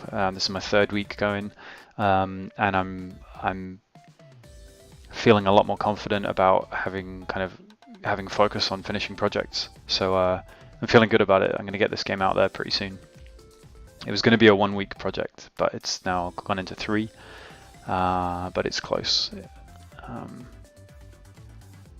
I just need to be ruthless with what features I'm going to keep in there, because I could expand this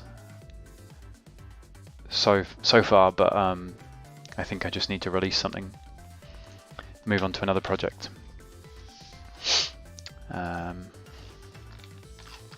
So where was I? When we control the next player, we go switch control, we get an index, we get a list of players, the current player.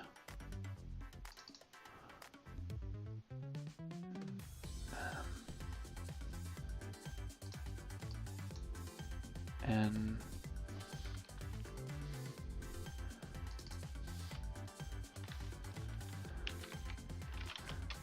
I think that should be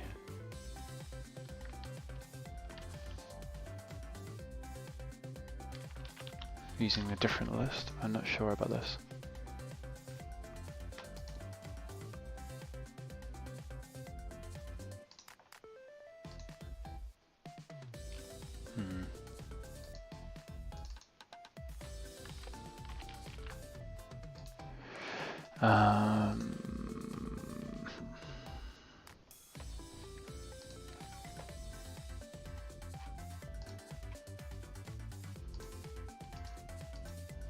How's the audio quality, by the way? Because as I was saying earlier, I did a video log on Monday, and like the audio was just terrible. I think it's my headset that's the issue, but I'm still trying to figure out exactly what causes it. I was getting all this kind of like garbled, like digital speak. It sounded like I was a robot.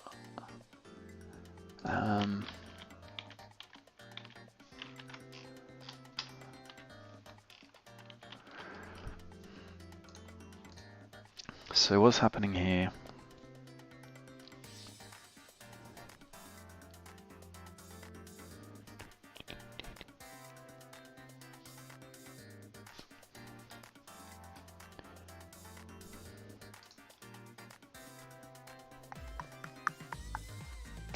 Audio's fine, cool.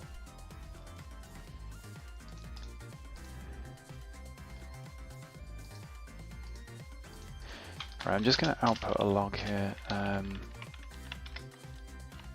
Players waiting to act.count. So this is something I put in yesterday where I have two lists on my player manager. One's a list of all the players, and one's a list of which players are actually waiting to act. And I want to just make sure that that is getting the right number of players. So we've got 2, which is right. But when one of them dies, I want to make sure that changes to 1. So let's get one of them dead.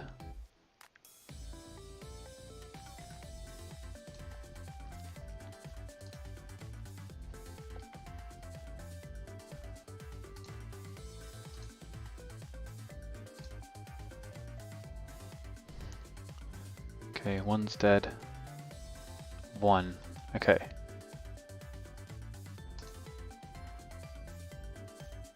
But the problem was when the first character,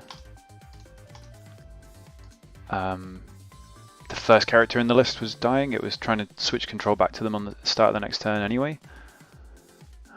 So I think I'm getting the wrong character there somewhere. I'm using the wrong list or something.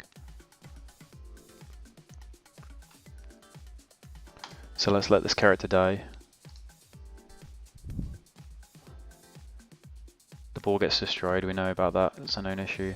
Yeah, so, okay, I still think there's only 1. So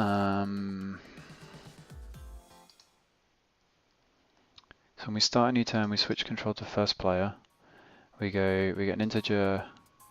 The next player to get is 0. We switch control using that.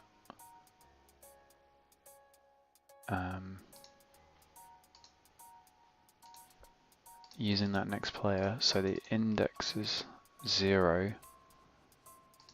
Then we get a reference to a player, which is the current player.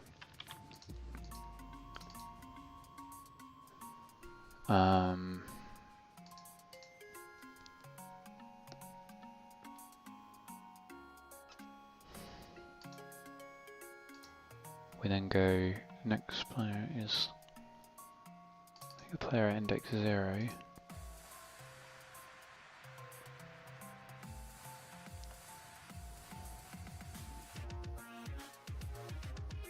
Switch to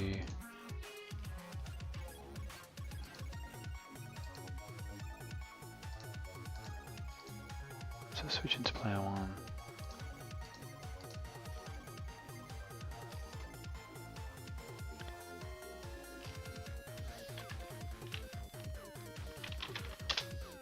Is that right? I think we just want to use a different list there instead. The next player.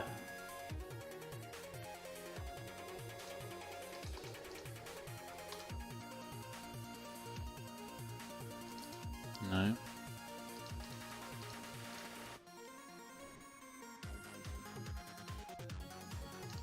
I need to get rid of these other debug logs.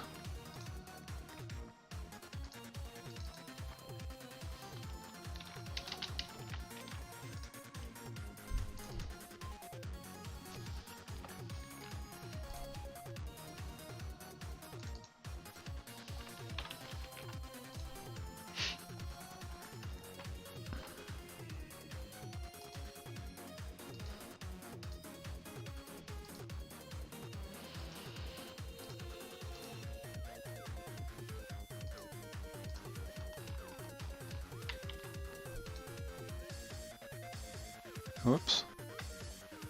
Player manager. Let's go into debug mode and see what else we can see.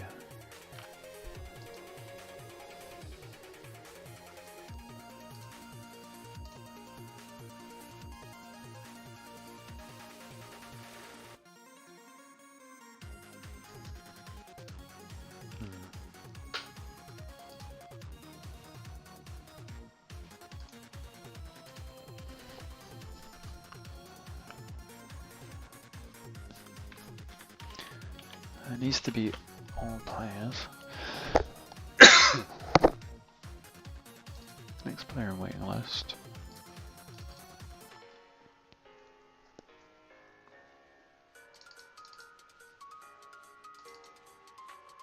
Should that just be... Oh, that should... Oh, okay, okay. Wait.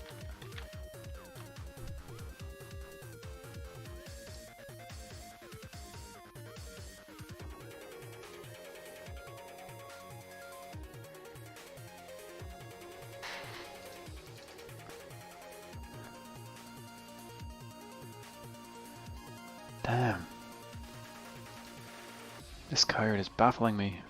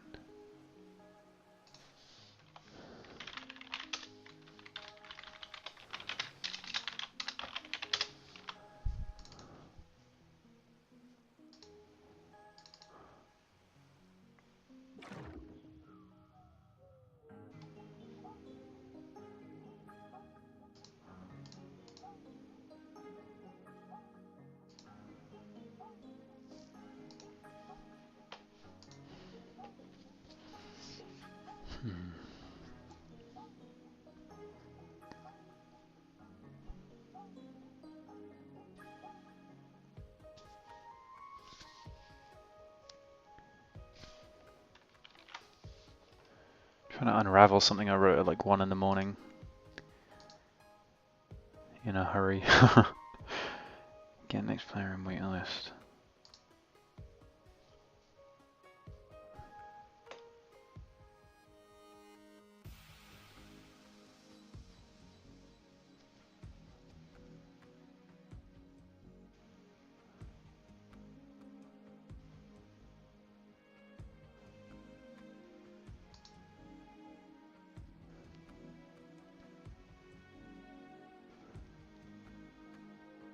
Equals players.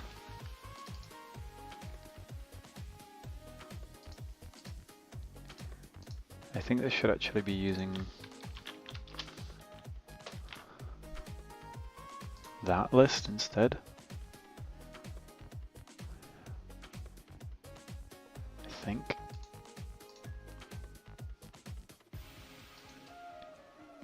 No.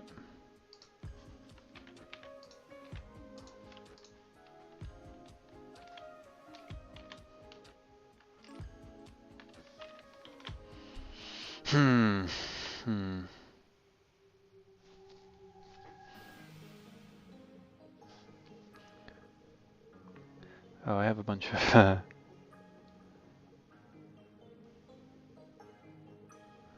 notifications. So the bug I'm having now is that when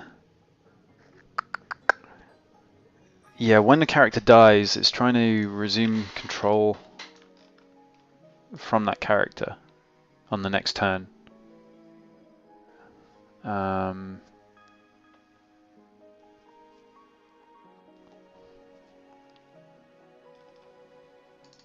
So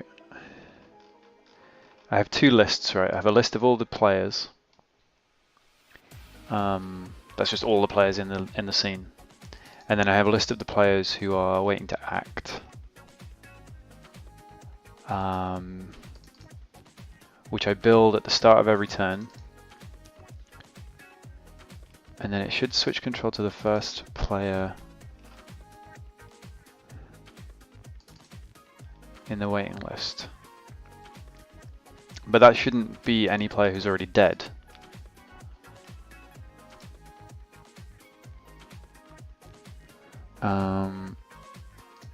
That's just where the camera snaps. So we switch control, we get a reference to the current player.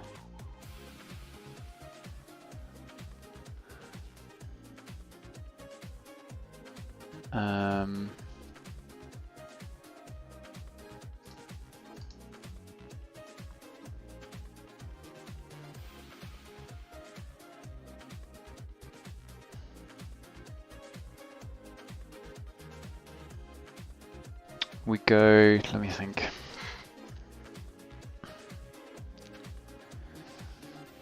Current is only just used so that it can clear the camera target. Next, we get a list of all the players from the index 0. Okay, so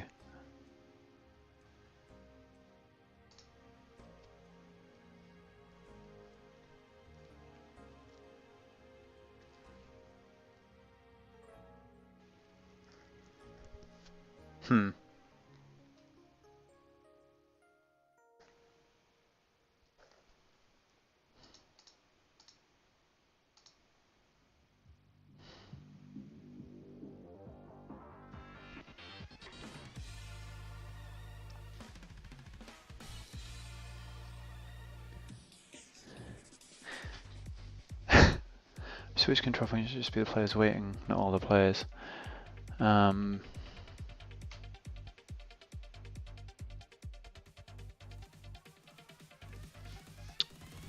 I guess so. But then I was getting an out of range exception when the player's waiting to act.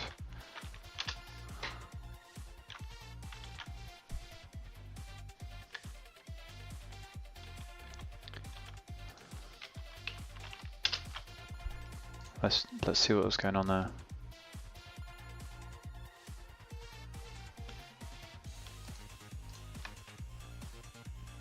Argument is out of range. Player manager 146.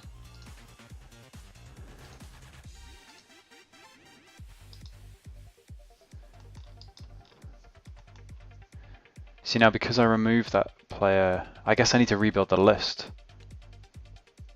When are you getting out of range? It's when it switches. So when one player is acted, and then it tries to move on to the next one. Let's reload that. So I've got two players waiting to act right here. Let's clear that. One of them acts, and then boom. I'm going to out of range. So it's trying to do next player.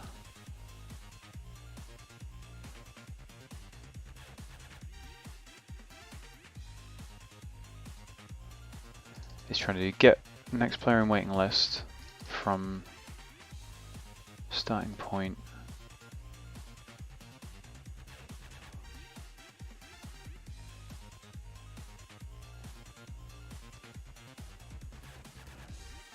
So it's because I remove a player from the list, I think, that. So this little return method here is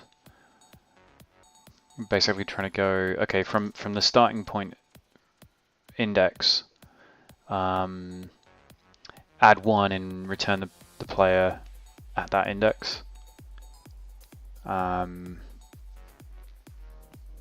But when one player acts, next player is greater than players waiting.count.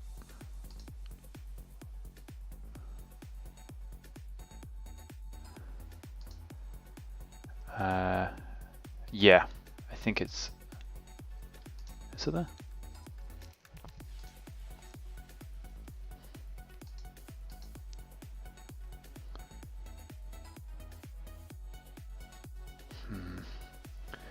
thing is, I've got two different ways I can switch control. One is when a player's acted, and another is when you can just flip between them. So if I just restart the level really quick, I can toggle between these characters freely. They stay in the list. It just says current player 1 0 1 0 1 0. But then when one of them acts, oh, that works because no. Next player in waiting list.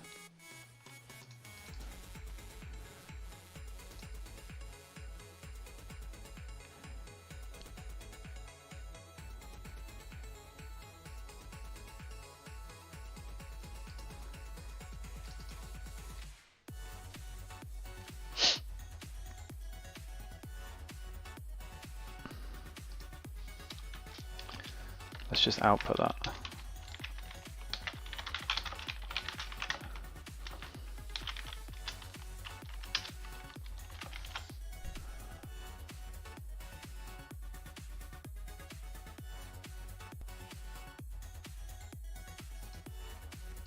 Oops.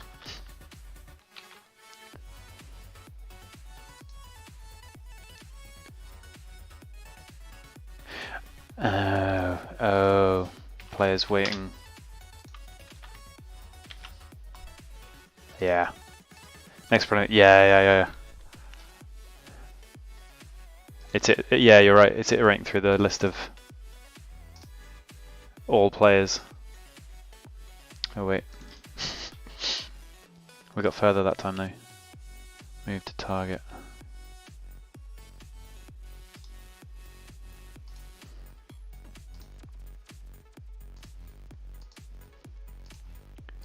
What happened there?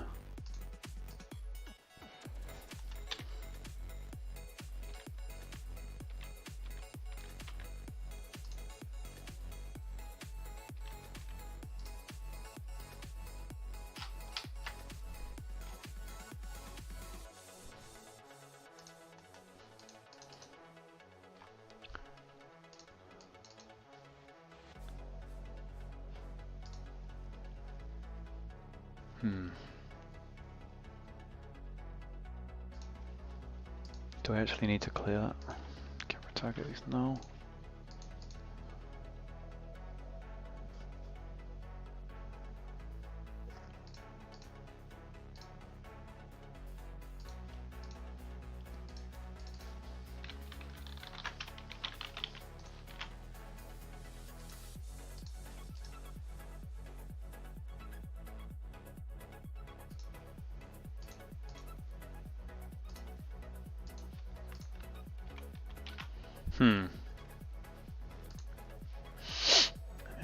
Basic count of players waiting, not just total players.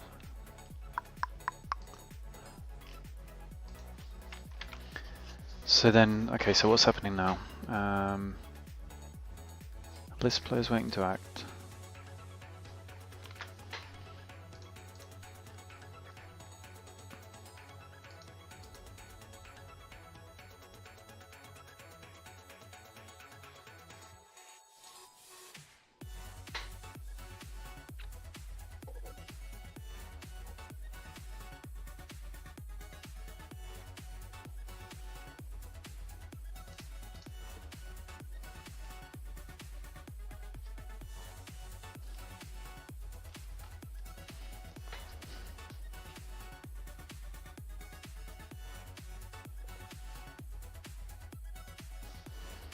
And I'm so confused about what's going on here.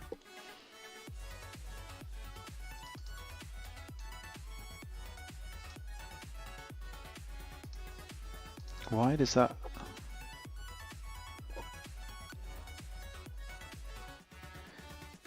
My camera target is null, which means it's not getting set.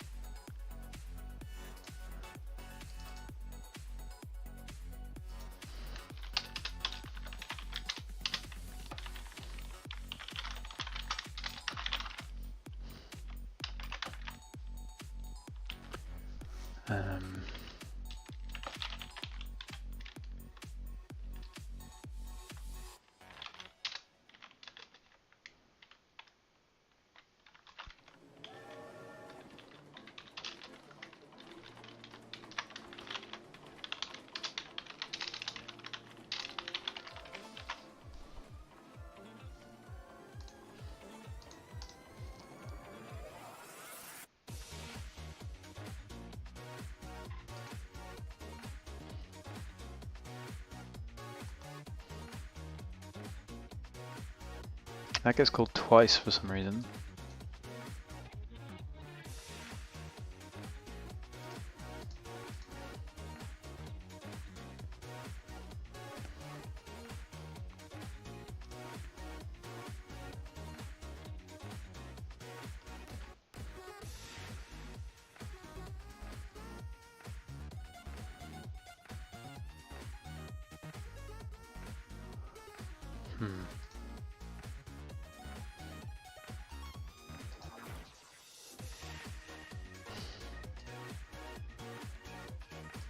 Why does that get called twice?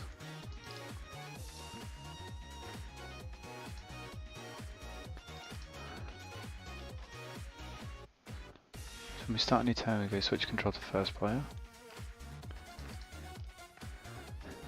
And when a player finished acting, go to next player.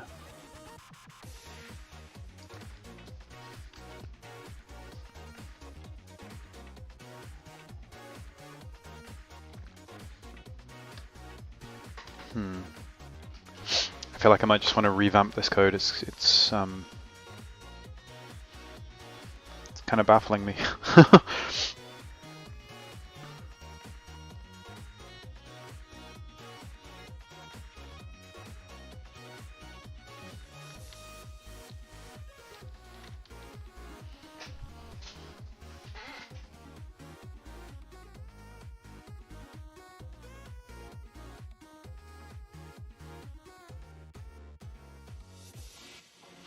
I think as well I'm using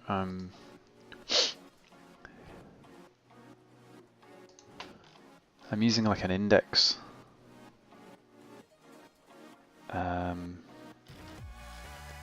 Like current player is an index, is an integer.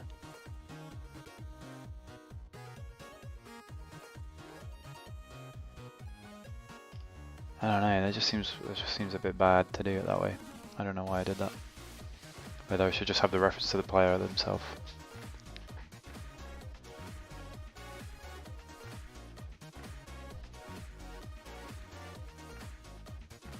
Like the actual player object.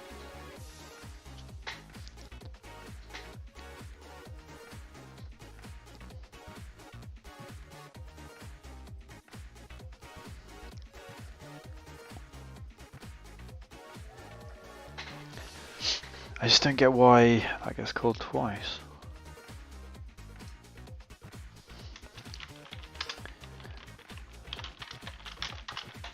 Let's go switch to next.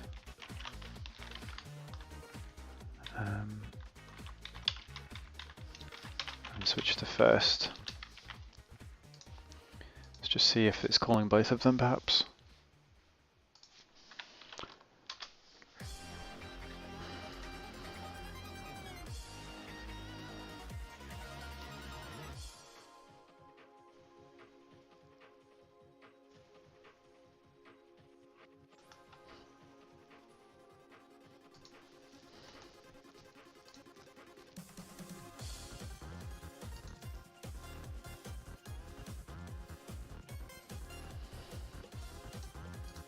Oh, it doesn't get called twice, it's switching and then switched.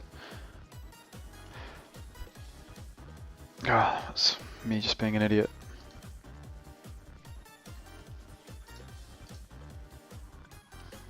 Let's remove that, it's confusing.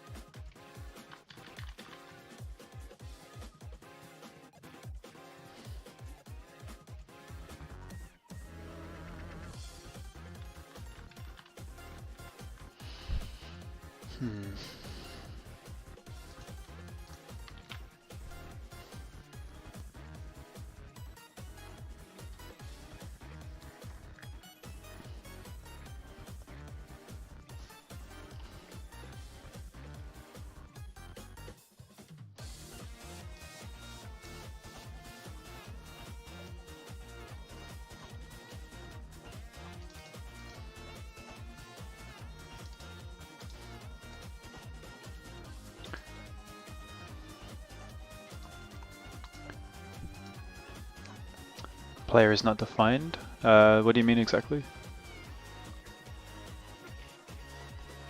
When it calls move to? No, it's the camera target. So the camera target is just an object which moves around where the player goes, and it's just like an empty game object that the camera follows instead of following the player themselves. Just so I have a little more control over that. And that gets set when we switch control. We go, the current player clears its reference to the camera target, and then the next player sets it to be the camera target. So when we move, it's null.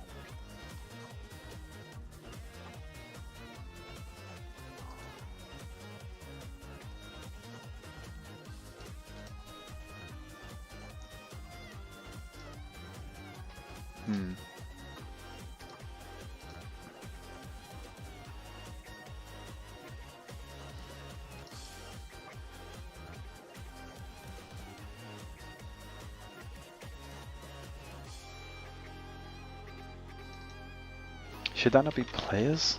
I feel like that should be players.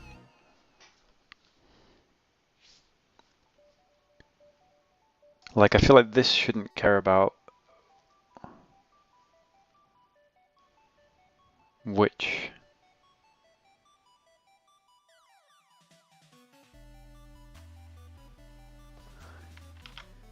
which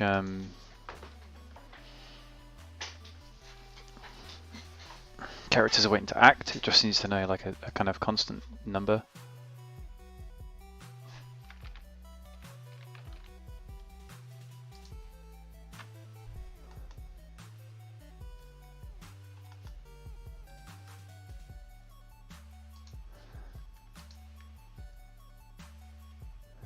So my game controller now knows that only player 2 is waiting to act,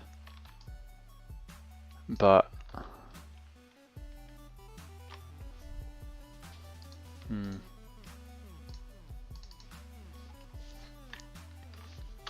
yeah.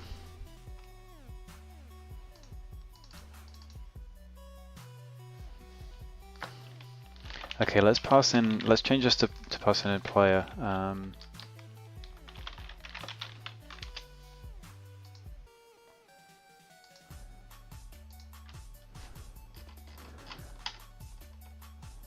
Let's change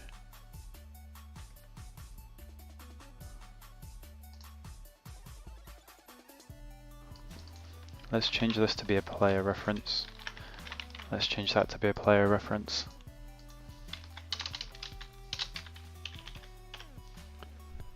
Let's stop working with indices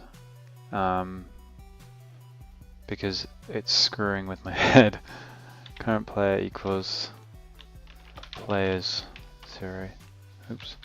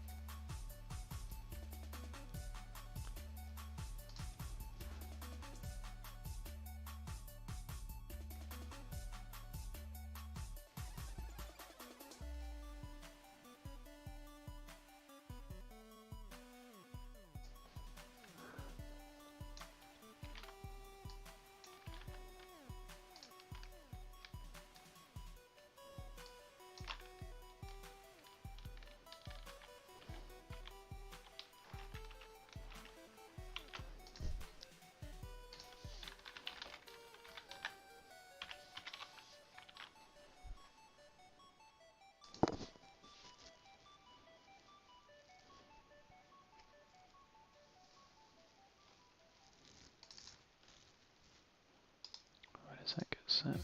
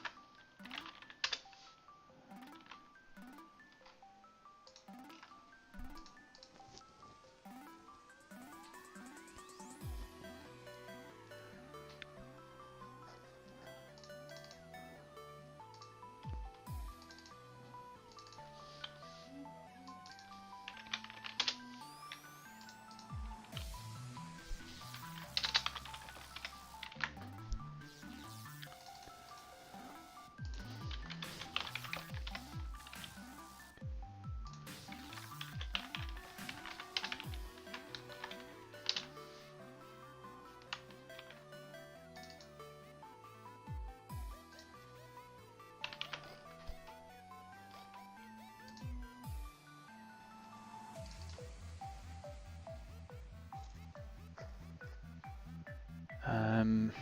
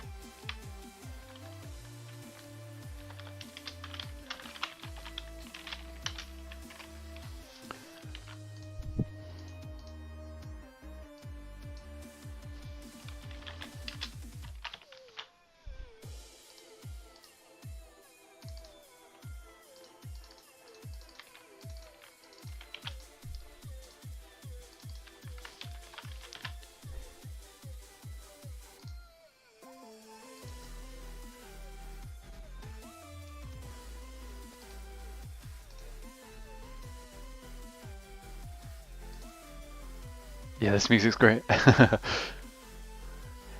Change starting point to current player. Yeah.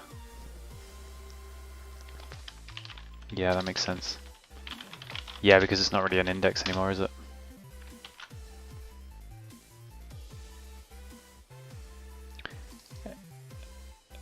In fact, I guess we don't even need that because we already know the current player. That's already a variable that we track.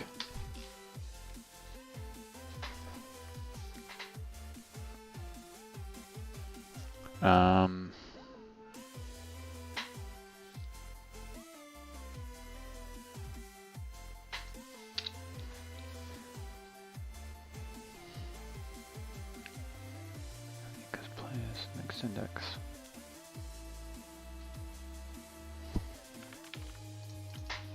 That's always going to be next.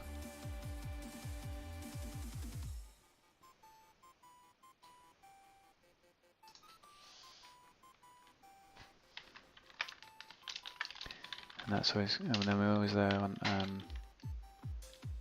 players in 0.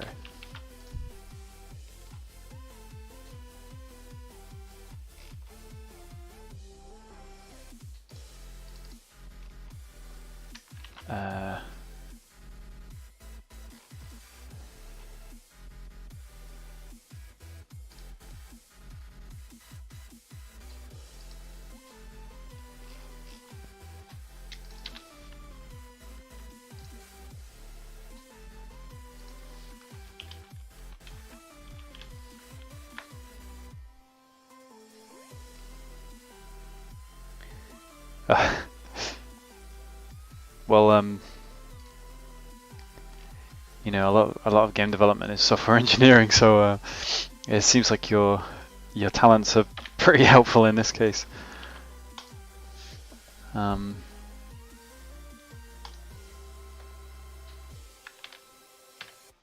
that's switching between them fine. When I move,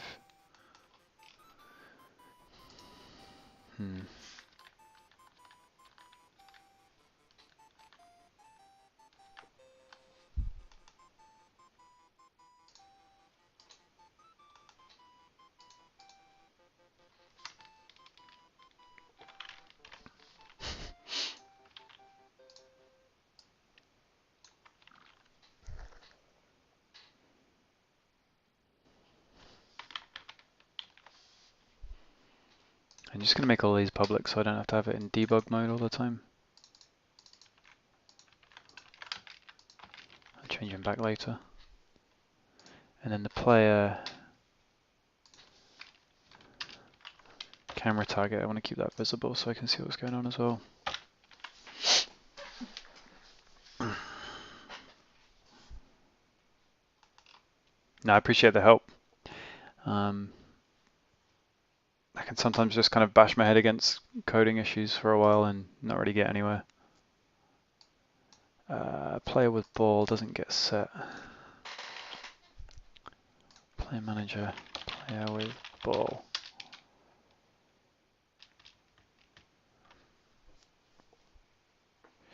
Why Windows 7? I just kind of like it. I've had Windows 7 on this machine for a while. And when Windows 10 came out, I was hearing a lot of horror stories about it. Just general usability and kind of privacy issues and things like that. And I held off on the install. I've also formatted my system a couple of times since then and didn't really want to have to install Windows 10 on top of Windows 7 each time. If I understand right, you have to install Windows 7 and then upgrade it rather than just installing Windows 10 fresh. I have 10 on my laptop, and I'm having used it for about a year. I'm kind of I like some aspects of it, but there's other aspects which just drive me insane. I hate how it's like this hybrid of the old Windows system and the new tile system. Like how when you click your network pop-ups and stuff, like it comes up in this weird little tile menu, but then in other places it's the old like Windows 95 legacy Windows. I just find it a bit of a mess. So I don't know. I don't hate it, but I'm not in any hurry to change to Windows 10. Like I'm pretty happy with 7. I've liked 7 since I started using it. Am I more of a designer than a coder? Yes, I'm. In my career, like working in the games industry, I've always been a designer. I've only been programming in C# for about a year. Before that, I was using a visual scripting tool called Uscript, which is a plugin for Unity, and doing everything visually. I've used a bunch of kind of pseudocode scripting languages since I started. Like I really got started with RPG Maker and like the StarCraft level editor, and they had kind of some rudimentary scripting tools. So I've kind of had it in my head of like how to put logic together, but never quite this in depth.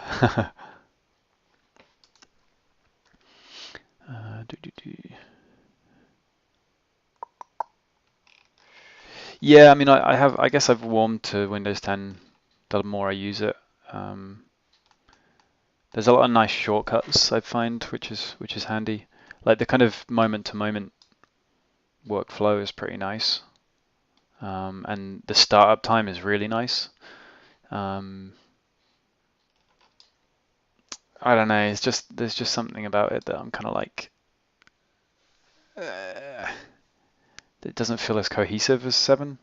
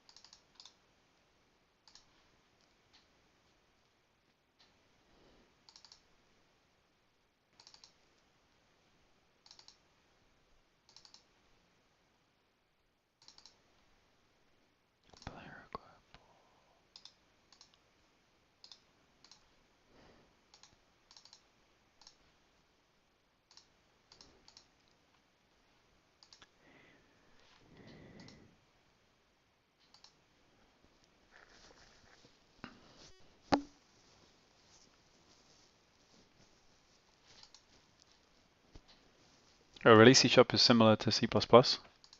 I mean, the name kind of gives it away, but I always kind of assumed that C++ was a lot more low level. Well, I guess it is, right? It's a level below C#.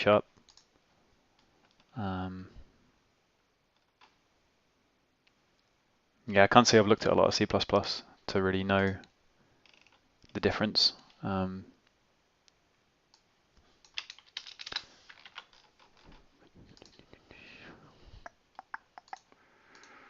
What am I doing here? Oh, the music finished.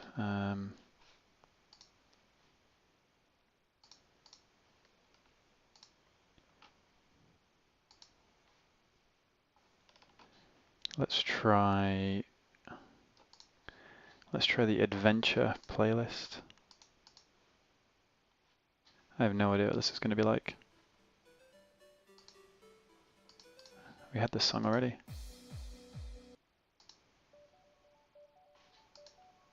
Wait, was that the same? I think that was actually the same playlist we just had.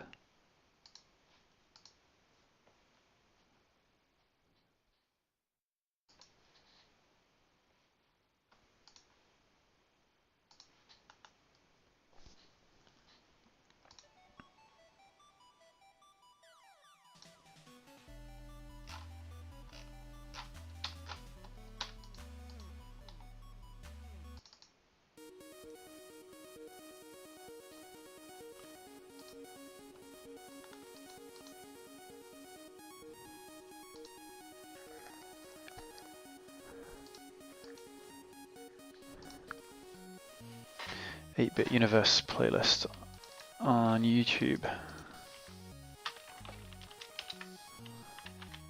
Let's find that. Is that all kind of copyright safe?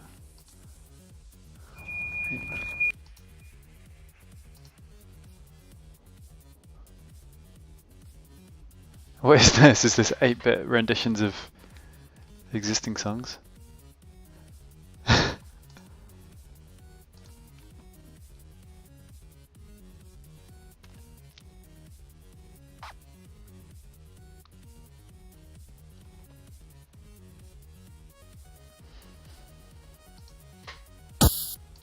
Wow.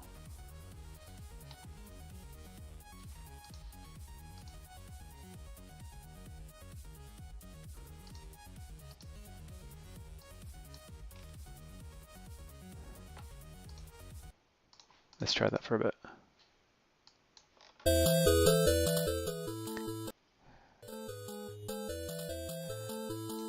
Oh man, it's hard to get.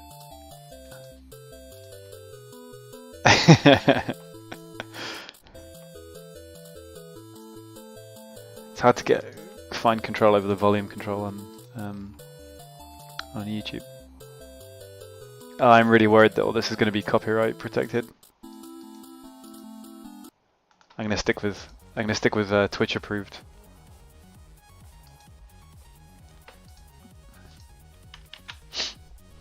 Wow, I've been going for nearly 3 hours already. I think this is my longest stream.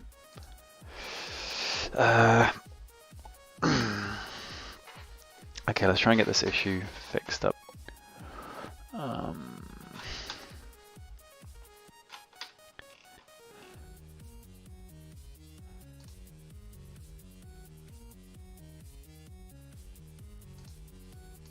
Equals if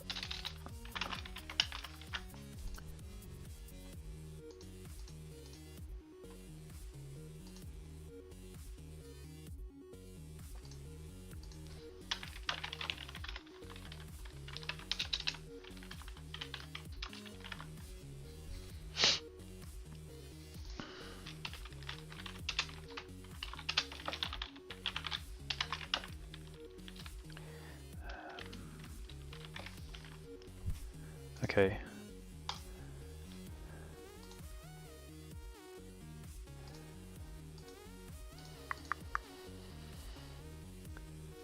Okay, so now it knows which player starts with the ball. So we start, it's got 2 players in the list. Yeah, I did some like my own, I just stuck some Spotify playlist on that I had, and my stream got muted and I got like a load of monetization demands in YouTube when I put it on there as well.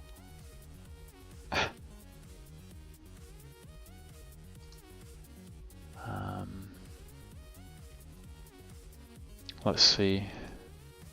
So when I move, switching to next. So switch to player 1.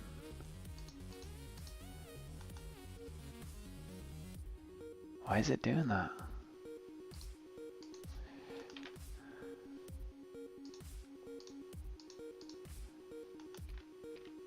So I'm toggling between just fine. Yeah, I'll check it out when I'm not streaming for sure.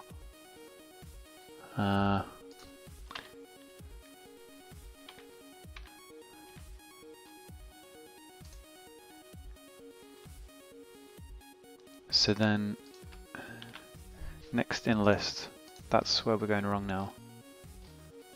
But let's see if that's a little easier to debug this time. Get next in waiting list. Player finished acting, we remove him from the list.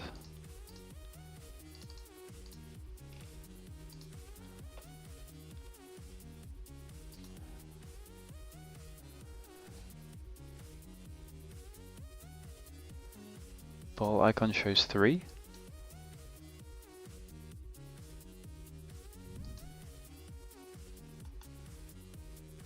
This one here?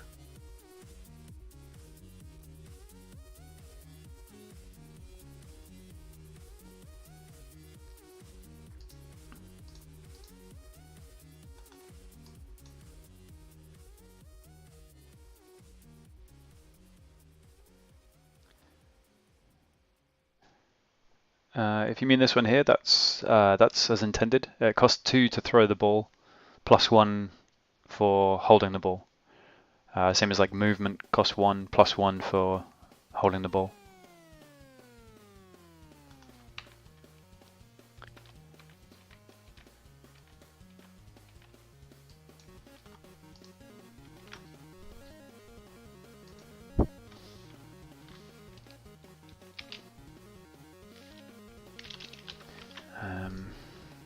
If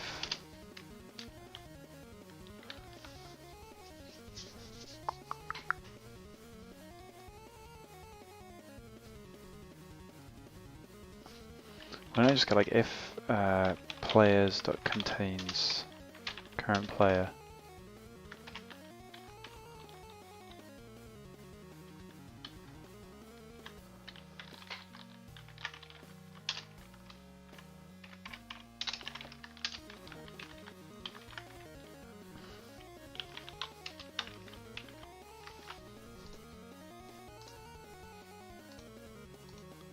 Yeah. Oh, no. Yeah, so the number next to the number on the button is how much stamina it's going to cost to perform that action. So yeah, like waiting doesn't cost anything. Passing costs 2, throwing costs 3, moving costs 2. But these are all like increased by 1 because I'm holding the ball. So if I switch, switching is fine. If I step, bump. Now why is that? Switch to next. Why does it always return player 1?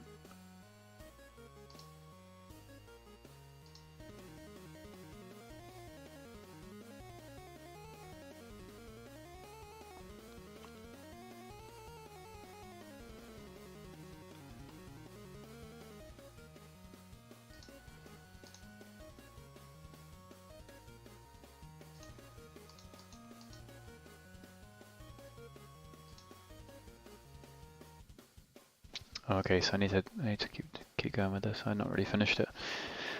Because players waiting to act. That's why.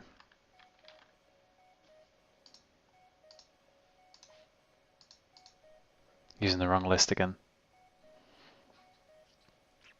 Man, I really hate stuff like this. It's like we've got nothing to really show for. There we go. Nothing to really show for it. Like this is just the same behavior I had at the start of the day. Okay, cool. That's working. Now let's try and get this character killed. And keep that one safe.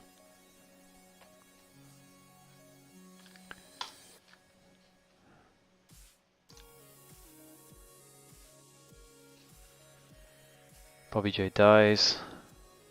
Bobby Joe's still alive. Perfect.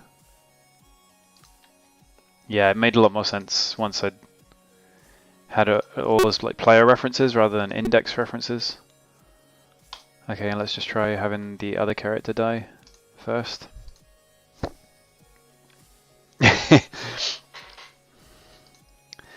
Fixing bugs can be satisfying, but I feel like in this case it was something that was already working pretty well, and then I broke it, and then it's just like, oh man, all we're trying to do is just get back to square one.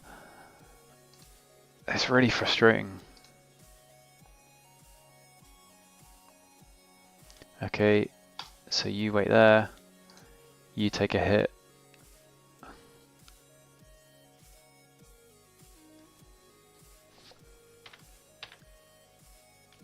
Although pass is still active there.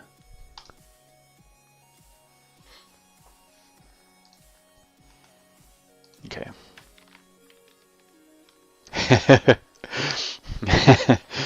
No, I'm not adding a third player.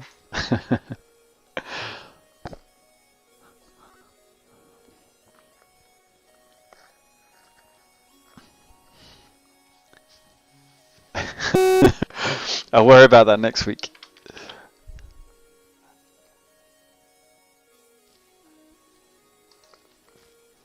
Um,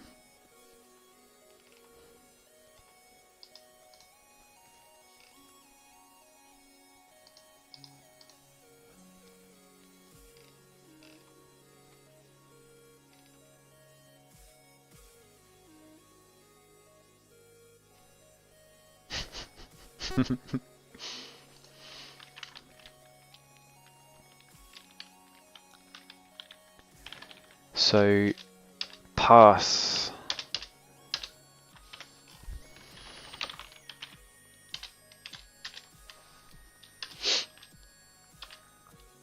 The pass button should be locked.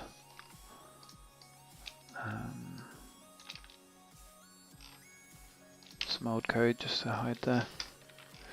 The pass button should be locked if... oh really? A weird robotic speaker squeal. Yeah, that's what it was doing all the time on my stream, on my video log on Monday. So sorry about that.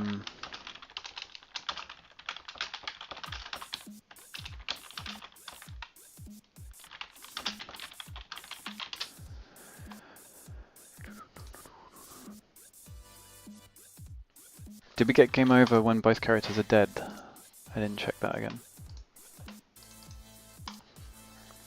I think I'm going to have to end the stream soon. Coming up on 3 hours and I'm getting pretty hungry. But let's just check this works. Let's go into full screen and get the game audio on again.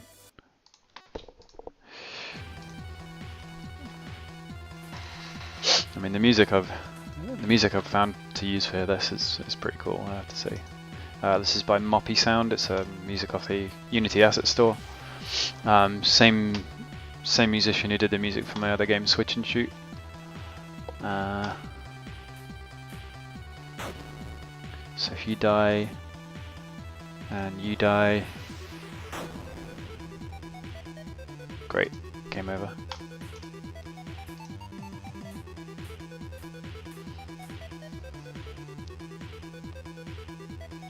All right, I'm gonna be ending the stream pretty soon, I think. So if you're not back, then thanks for joining, and thanks for your input. You really helped me to fix that code, actually. Okay, so you're gonna pass, and you're gonna rest up.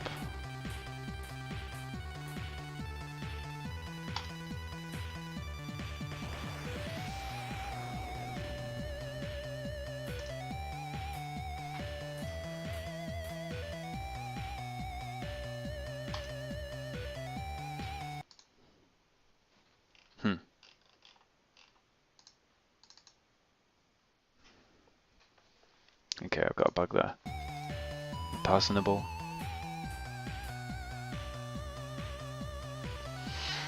Why is that? Why is that? Do I publish my game on itch.io? Not yet, but I'm going to. So I will post a link in the chat. Because I do have an itch.io page with my other games on there. Here it is. My name's Matt. My itch.io is Crowbar Scar, same as my Twitch. So this here is my kind of the game I'm most proud of, I guess, right now is Switch and Shoot. It's a shoot 'em up with just one button. It's pretty cool. I'm really proud of this game.